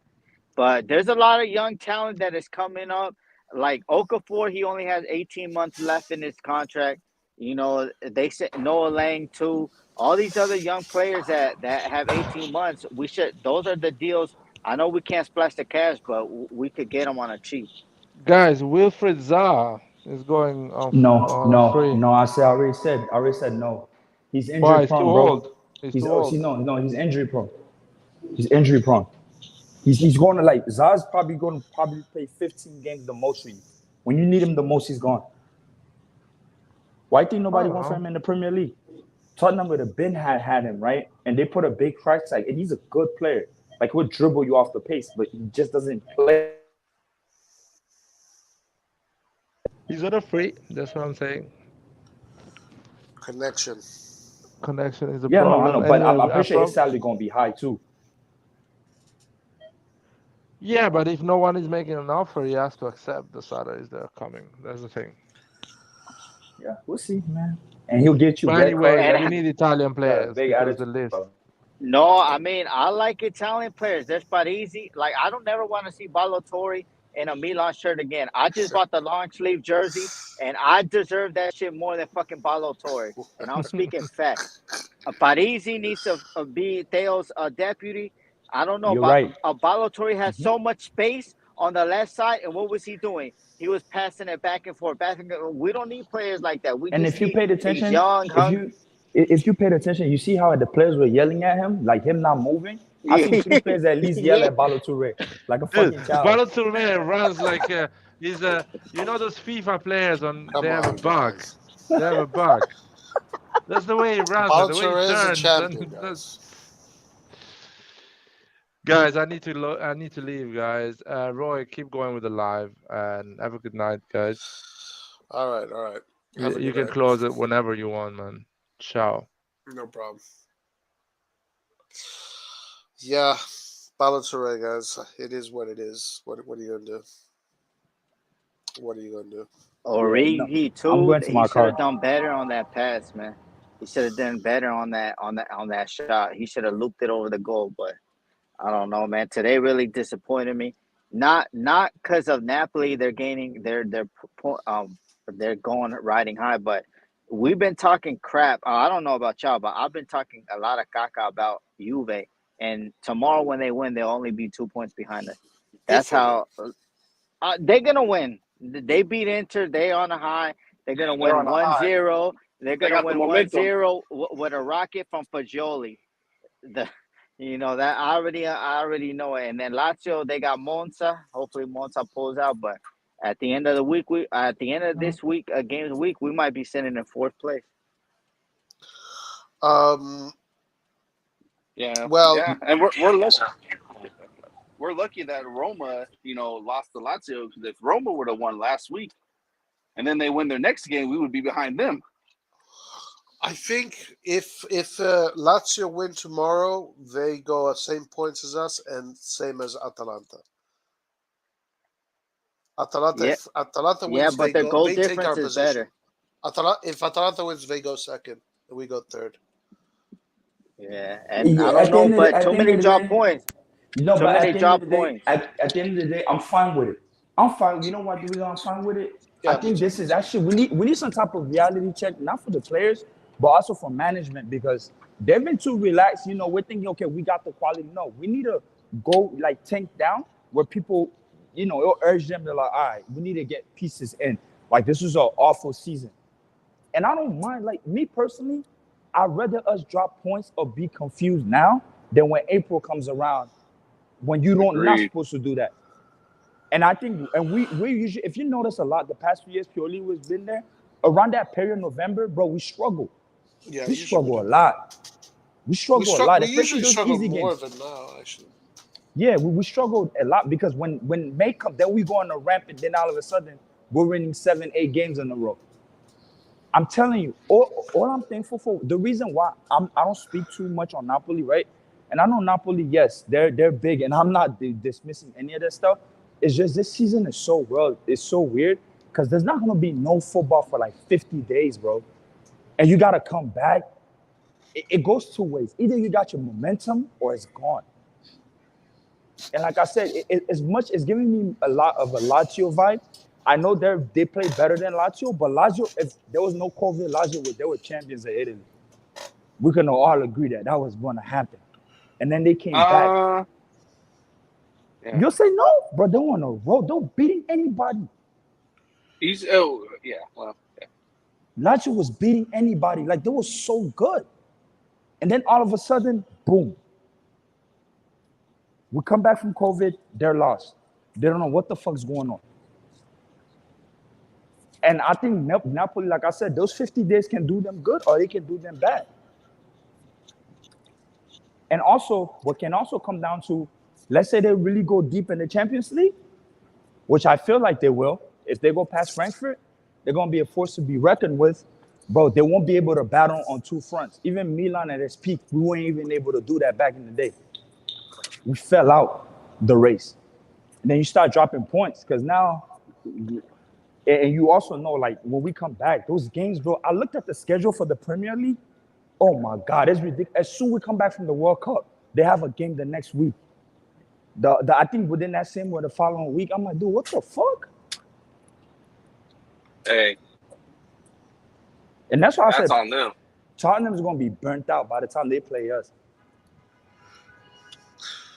Oh, what do you think about Tottenham, guys? Who, me? I mean, I've seen a lot of their games this year, the Premier League and in the Champions League. And it's a really physical team. So Tottenham is a bit of an Inter, to be honest with you. But the thing is, with them, here's the 2 key players on their team, at least for me right now. When I watch them, they're like, they frighten me, right? People might tell you Perisic and other people, but I look at Højbjerg Højbjerg, that guy is a fucking beast, bro. Højbjerg and fucking Kane as those two. Like Kane, if What you does make silly, What position does Højbjerg do? Højbjerg is like he's a defensive mid. He plays in that DM like slash. I won't say cam. He plays next to Bentancur, but Højbjerg is a solid guy, man. Like, cause he'll go up like he has that grinta, like the type of players Conte like. That's him. Do you think the draw is favorable or not? No, it's the best draw you can ask for. I mean, who else would you want to play? It's the best draw because when you come back, when you come back, like the Premier League, they're gonna be gassed. And Conte might be like, he might sacrifice the Champions League. I don't even think he really cares about that. If you ask Conte what's his priority right now, I highly doubt for him in Champions League because you know how he has that defeatist mentality sometimes. He'll tell you like, oh, we don't have the capacity to do any of that. Like we need more play, we need more money, we can't win. He has those type of language. And I don't think with that the way their schedule is backed up, I don't know. Either they're gonna be super tired or some players are gonna be rested, but I mean, who would you want to play? Tottenham or Man City? I watched the game of Tottenham against Marseille. They were fucking really slow. I saw 2 of their games actually during the group stage. Because Tottenham is a team like I won't say I like them, but you know, I'll pay attention in and there, and you know, like they're good going forward in some cases, but then they just slow, bro. Like they just like slow people. Yeah, in terms of pace, I think we have more than enough pace to keep up with them. Like somebody like Emerson Royale, bro. That dude's garbage. Yeah, we have more than enough physicality to keep up. It's honestly, like you said, it is a very favorable. The only guy that scares me is Perisic. That's fucking Calabria's fucking nightmare. But Son hasn't had the best of seasons, but Son on his day, like when he gets back to normal, is a beast as well. Here's all I can say is that if we're really sloppy, we got to be on our A game, because if we're sloppy, people like Kane, they will not miss it. They will punish you, bro. You can't be sloppy around Kane. Like, Kane will fucking score. You know, you don't get these people occasion, but I think it's a fair. I'd rather play Tottenham. The other favorable team was probably Porto. No, these Portuguese teams. Let's say Benfica, Real Madrid, Bayern, Man City, all tougher teams. Porto, Tottenham, the 2 weakest teams, but they're not weak. Let's say, but they're weaker. Would you prefer Porto or Tottenham? Or are you happy with Tottenham? Who, me? I would prefer Tottenham. Because the reason why I say with Porto what becomes dangerous is you get a Cremonese type thing. Where you're thinking you're going in there be able to win, and then you get highly upset, and then you're like, what the fuck happened?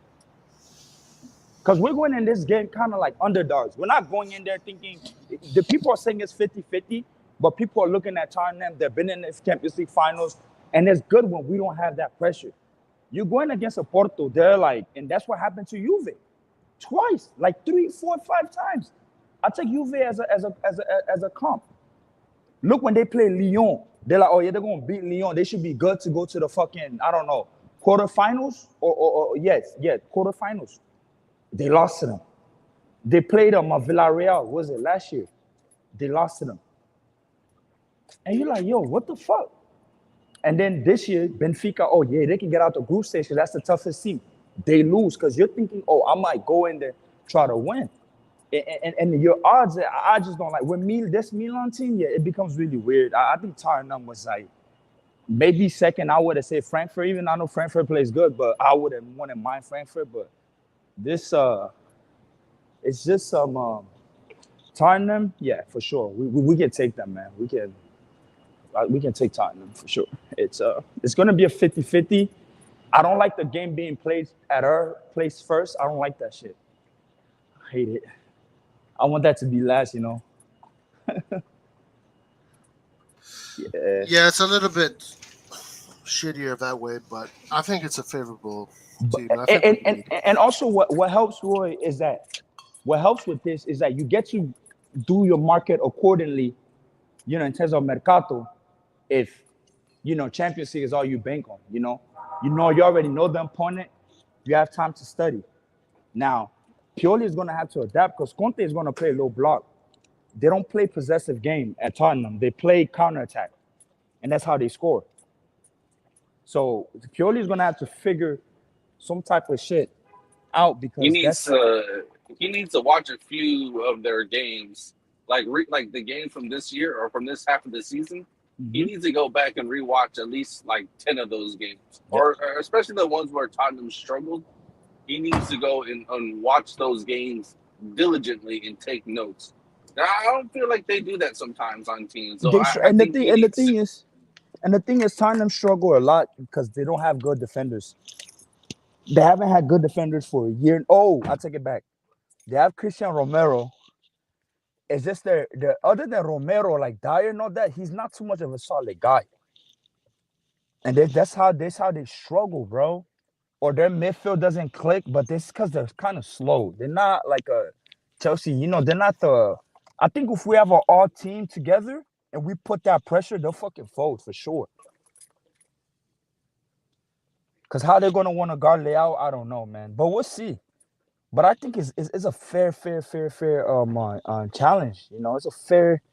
It's a fair outcome, man. I like it. I actually like the draw.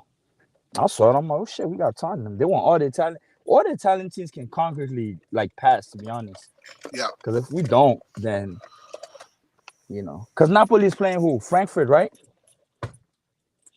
Yes, Frankfurt. That They could did be win the re- Europa League though. Yeah, no, that's why I said the Frankfurt yeah, one but could be a really tricky. Frankfurt this year isn't like how they were playing last year. That's true. They were really in a really open group too. They were in a really, really open group. And yeah, I don't know Frankfurt, man. I don't know. It's gonna be interesting. Hold on, let me.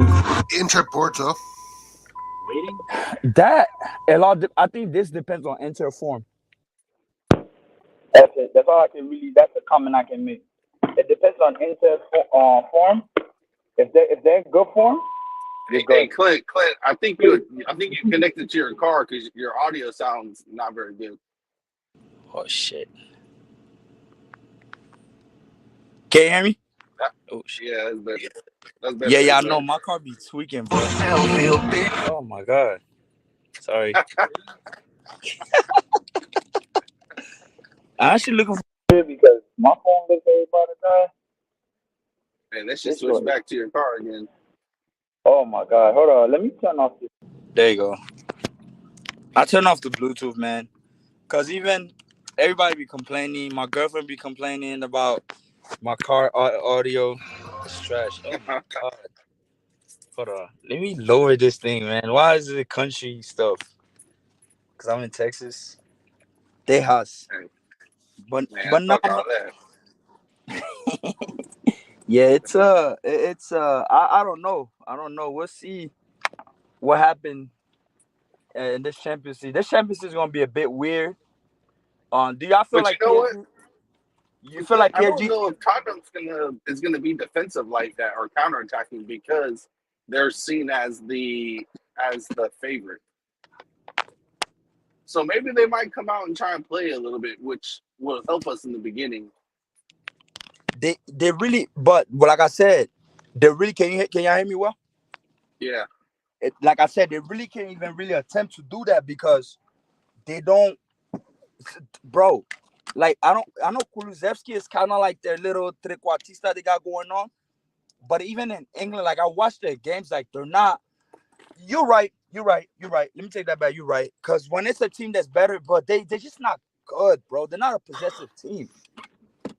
Yeah, I think they might underestimate us, and if we happen to be in good form, hopefully we will. I don't think Conte will though. I don't think Conte is gonna underestimate us though. Yeah, but I don't think it's Conte though. It's what the media is gonna do to the players' mentality. Yeah, those to gas them up. teams.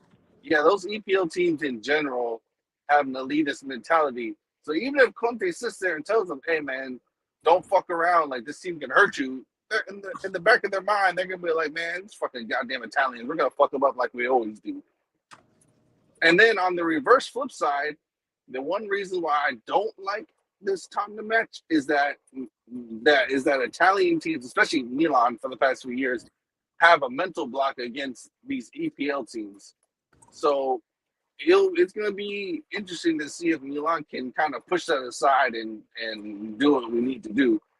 I just feel, me personally, I just feel we haven't, even when we play Liverpool, I feel like we never had our full squad, bro. And those other teams, sometimes they have their full squad. Yeah, I know, but a loss is a loss regardless. And then when you always hear the media all the time, it creates a mental block. So it's not like this was over like 1 year, but this is over like the course of a few years where, you know, we just can't do anything against English teams. So yeah, I mean, we're at the end of the day, we're more younger, we're more hungrier. They're not. That's a fact. That's true. That's, you know, where we going there as Milan, like, you know, and once you have to run at 16 too, bro, it becomes a different story too, bro. It's not this, you know, you could get knocked out. But then again, I don't like this fucking goal differential shit. Like, they suppressed that completely. I'm not a fan of it. Because that used to make games more fun, you know? There's a 3-0, you score one goal. You mean the home goal? Yeah, away and stuff, bro. Yeah, home and away goals. Yeah. I don't know why they went away with that. It makes the game less tense. It makes some of the games boring too. Yeah. Because, you know, I always think about Manchester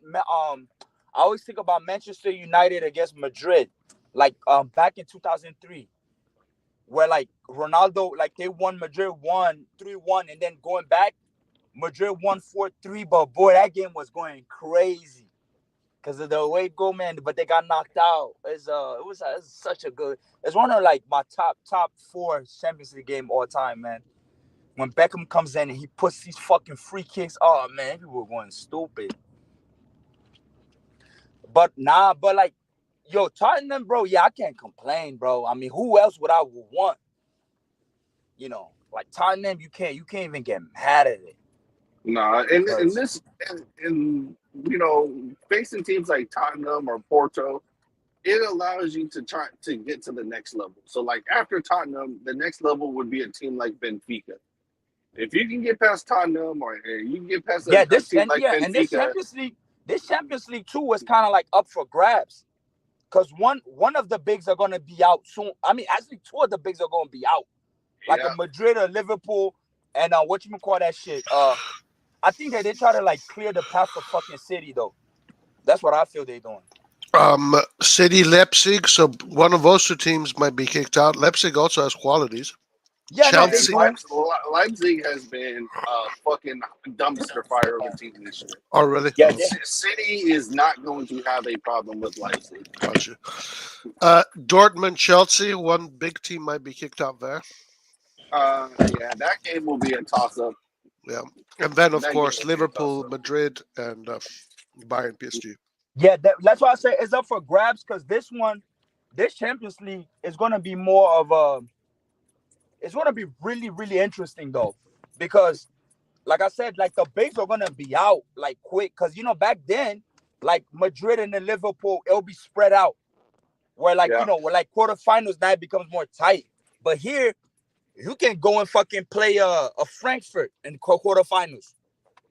Hey, you ain't lying, Clay, because we can go. Right, we can get Frankfurt in the quarterfinals, and then end up with Bruges in the semifinals. In the semifinal or Benfica.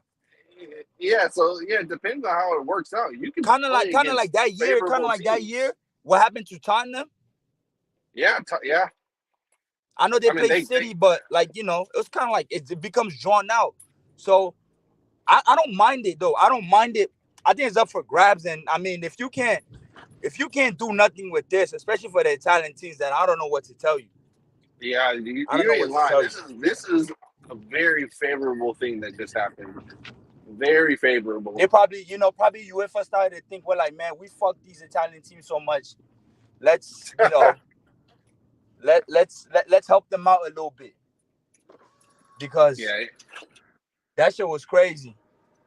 Yeah, you brought up a good point. I really didn't think about that. Nah, bro, they fucked us so many years, bro. Like last year, Inter had to play Liverpool. That's what got them eliminated. You see what I'm saying? And they were able to, and they even beat. If that bullshit did not happen at the first draw, they could have got Liverpool out of it. Or if they didn't get that red card. If they didn't get that red card, they definitely would have. Yeah, they got Liverpool out of there. I think Inter just need to find form. And since it's February, bro, it's really dangerous because whatever team finds form, I think any of the teams with the draws, any team that finds form during that time is gonna go through. Yeah, you're right. Whoever catches fire, then whoever catches fire, it's not about if you're playing sucky, bro. They're gonna get you the fuck out of there. You're eliminated. You gotta go. Yeah. Right. Yeah. So if people come back and they got their pieces, I mean January you start picking some type of steam. That's why with Napoli it's kind of weird because that big gap is not in their favor, man. Too much of a gap like that for World Cup. You lose some momentum. Yeah, you lose momentum because you have to re-energize your head again and be like, I mean, look what happened to us. Right? We won the league. We come back, bro. We're still iffy. And we went on a run the last few games because we were on fire. We didn't lose nothing. 15, 16, and it's like, yo, can you... Because it's not even about a physical point. It's about the mental aspect. Like, do you become mentally exhausted? Because it happens. If you're down the game, if you're doing this and that, you see what I'm saying? Like, it can become really, really tricky, but it's up for grabs. Personally, I think it's up for fucking grabs. There's no reason why we shouldn't... I mean... At least 2 Italian teams I would expect to make it to the quarterfinals. For Serie A's sake. Now, Napoli. I don't see any reason why the 3 Italian teams can not get past these round of 16 games. Yeah. Because especially Inter, they just need to have Lukaku fit. To be honest. Napoli's already fucking good. If Milan can do something productive in the winter market, then yeah, man. I started to realize Inter performs better when Lautaro picks up steam. I think that's when they're unstoppable. Yeah, and then add on his partnership with Lukaku. They haven't had that partnership really all year, so it's really just and Dzeko. Me personally, I think his partnership with Dzeko is more lethal with this since Lukaku left, to be quite honest, bro. Well, yeah, it's just they find their form, bro. They'll be good. They just need to come back with the not be exhausted. And I think those days will help them out. I know they got a couple of players that are going to the World Cup, but they should come back. I mean, they got a lot of players actually that are going to the World Cup. Let me take that back. Yes, they do. Except the Italian ones. Wow, it's crazy. Damn, yeah, they team. Oh, except Shanalolu is not going. But no, they got, because Correa is going, most unlikely, they're going to call his ass. Lautaro is going, Dumfries is going, De Vrij is going. Lukaku, yeah, for sure. Oh, Dzeko, no, Bosnia's not qualified. Fuck, yeah, I forgot about this nigga. But yeah. But other than that, it's whoever's gonna be good. And that's why I feel like it's the most important. But yeah, I think it was a favorable draw. Now that PSG against Bayern, bro. And that's gonna be a game, man. It's gonna be a battle of superstars versus the battle of like an actual super team, like a team. But me personally, I feel like Bayern is gonna eliminate PSG. Oh yeah, for sure. I feel like that's gonna happen for sure as well. I feel like that game doesn't even come down to individuality at all. I think it comes down to work ethic. Meaning like who's gonna play solid. We play behind the ball. That's why I said and you look at Bayern. It's superstars versus a team. Yep, because Bayern has the workhorses. Like people like Gnabry, like the Mane, like they'll work off the ball, bro. It's stupid. They'll take the ball away from you. Yeah, and then PSG's midfield really isn't that good, and their defense is a leaky faucet. So, and then by that time February, Bayern's gonna create chances. Yeah. And then by that time February comes around, pray to God that Verratti's not injured. Yeah. It's around that time I would rather play Bayern as well compared to PSG, just because of that. You don't have to worry about that the mental aspect of holy shit. Yeah. I gotta play Mbappe, Neymar, and Messi. Yeah, also, and then also for Bayern to, be a little bit on PSG side, I think Bayern also. I mean, yeah, Choupo-Moting is on fire, but yeah, he's not no fucking Lewandowski, and they're really having a struggle with a real 9, which in games like that you'll need to be able to bury the fucking thing. And the same can be said about Chelsea. I mean about PSG, but the thing is, they have pace on Bayern, which I feel that PSG might struggle with, because PSG, other than Mbappe, yeah, you can say Nuno Mendes, but it's not a pacey team, bro. Nah, because when you're talking about Kingsley Coman, those people like the Alphonso Davies, bro, they run. Sane, oh man, that's gonna be exciting. They run. Davies versus Mbappe is going to be so exciting. Yeah, so we'll see what happened though. But I'm giving the slight edge to PSG on this one, actually. Yes, think so? Because of Messi, I agree. Because of Messi, Neymar, and Mbappe. Yeah, but I'll say more know, Messi, because if Messi, I'll say more Messi, because if Messi picks up steam, then it's dangerous. But if he's having a hard time to pick up steam, then that's problematic, man. The problem is it's not just those three. It's the fact that those three don't work hard. When they have the ball, they're very That's a good dangerous. point. But the problem is it's Bayern Munich is gonna really bro. swarm. It's like you have 8 players on the field, bro, because they won't do no work off the ball like that. Yeah, if they play like they did last year, we're not going to go through for sure. But that's what also they've been doing, because the late games in the league lately, other than the beginning of August, they've been struggling, and those same things are coming back out. Messi's not gonna press for you, right? He already proven what he had to do. You know what, Messi? Messi hasn't. Here's one thing: I'm seeing a player that's not really playing with motivation, like in terms of like at the club level. I think really what he cares about is to go into this World Cup and go and perform with Argentina. That's right. Think he put in his head that he's done, bro. He done won 5 Champions League. He has 7 Ballon d'Ors. It's not at PSG that he's going to win a second start. He is playing just to be ready for the national team. That's it. And that's what I feel. That's what is it. And that's why he was picking up steam. And it's not only him. Di Maria too. There's a few Argentinian players that like that. But Argentina this year, with the coach they have, their way of playing, they can really do, bro. They're loaded. They can do some damage. Yeah, they believe it. They can do some damage. And they did the simulation. I don't know if y'all saw. It's Brazil, Argentina. If everything goes right. Based on what? Crazy final though.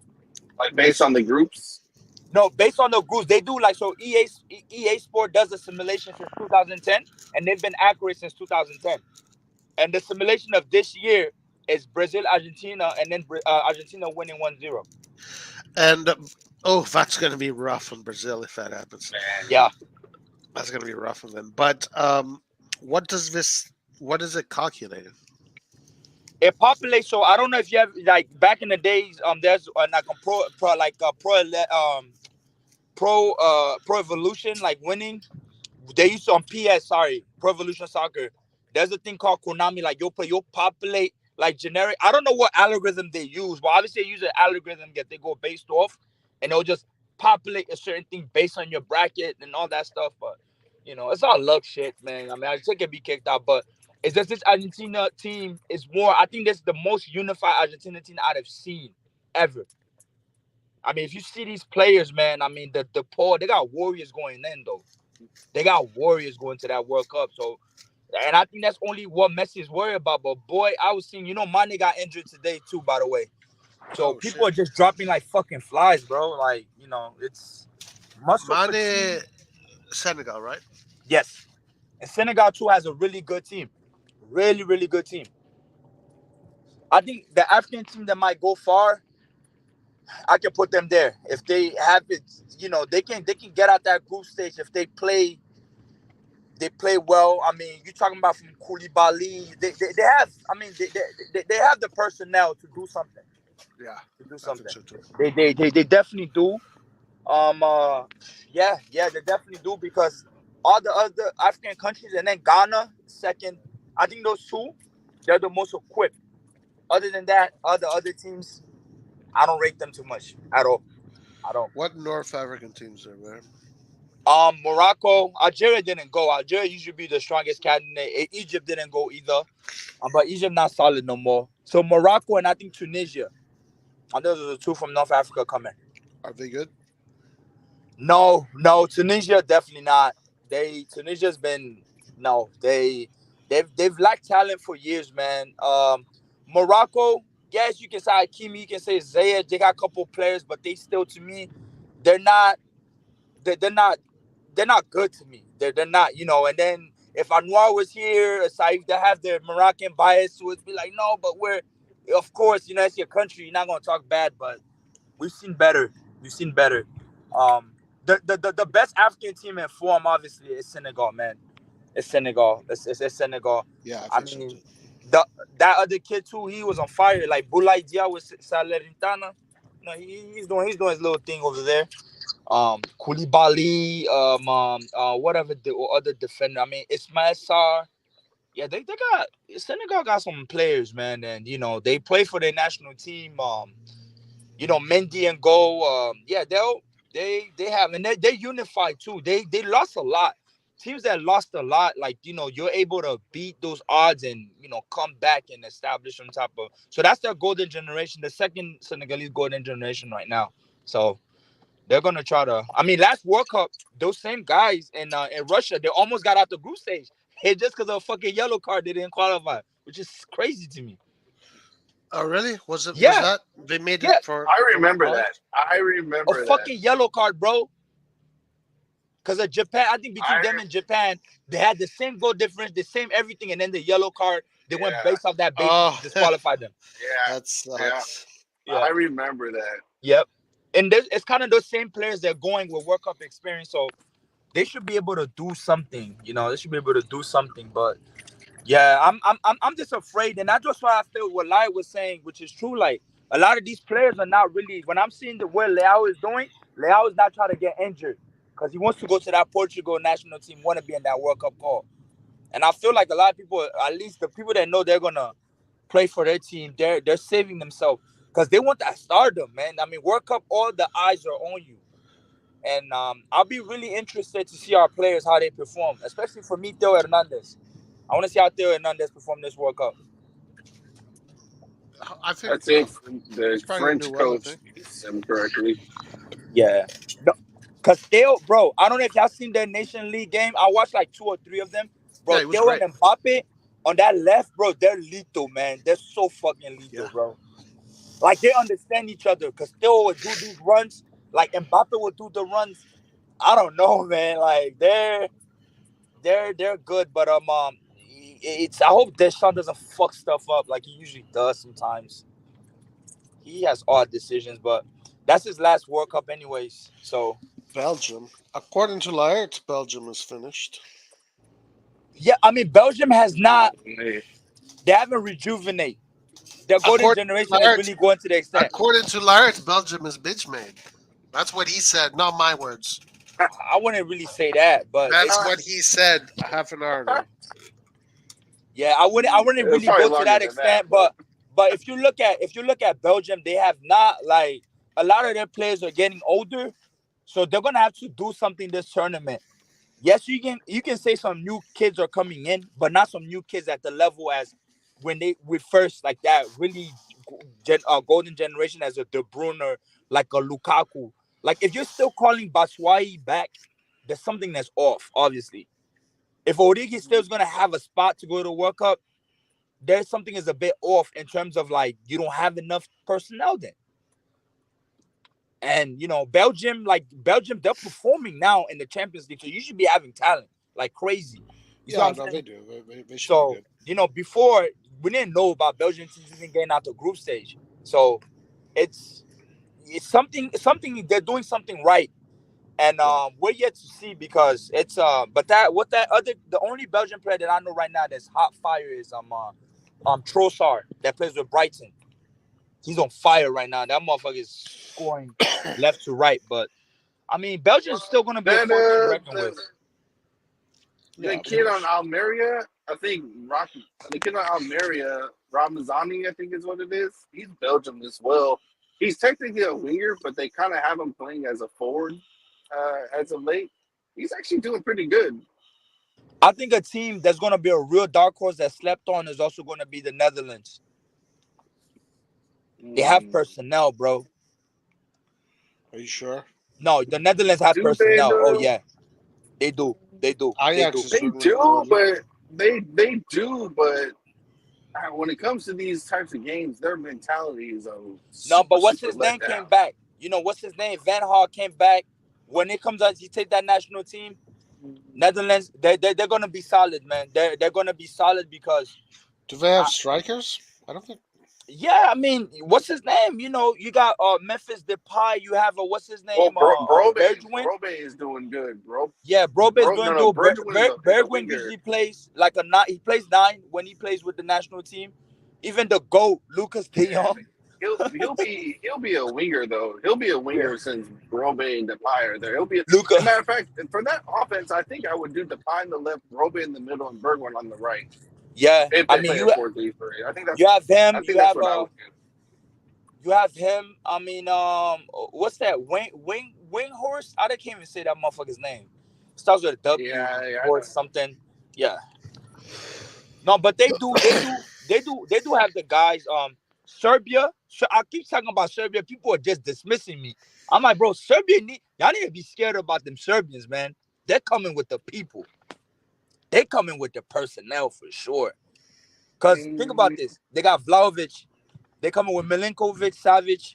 Savic is place 10 for them. Kostic.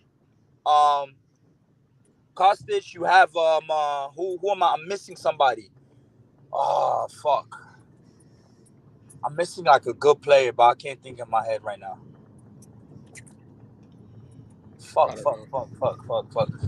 Jovic, yeah, I mean, yeah, Jovic kind of like he fell off, but I'm pretty sure they still gonna get him in there.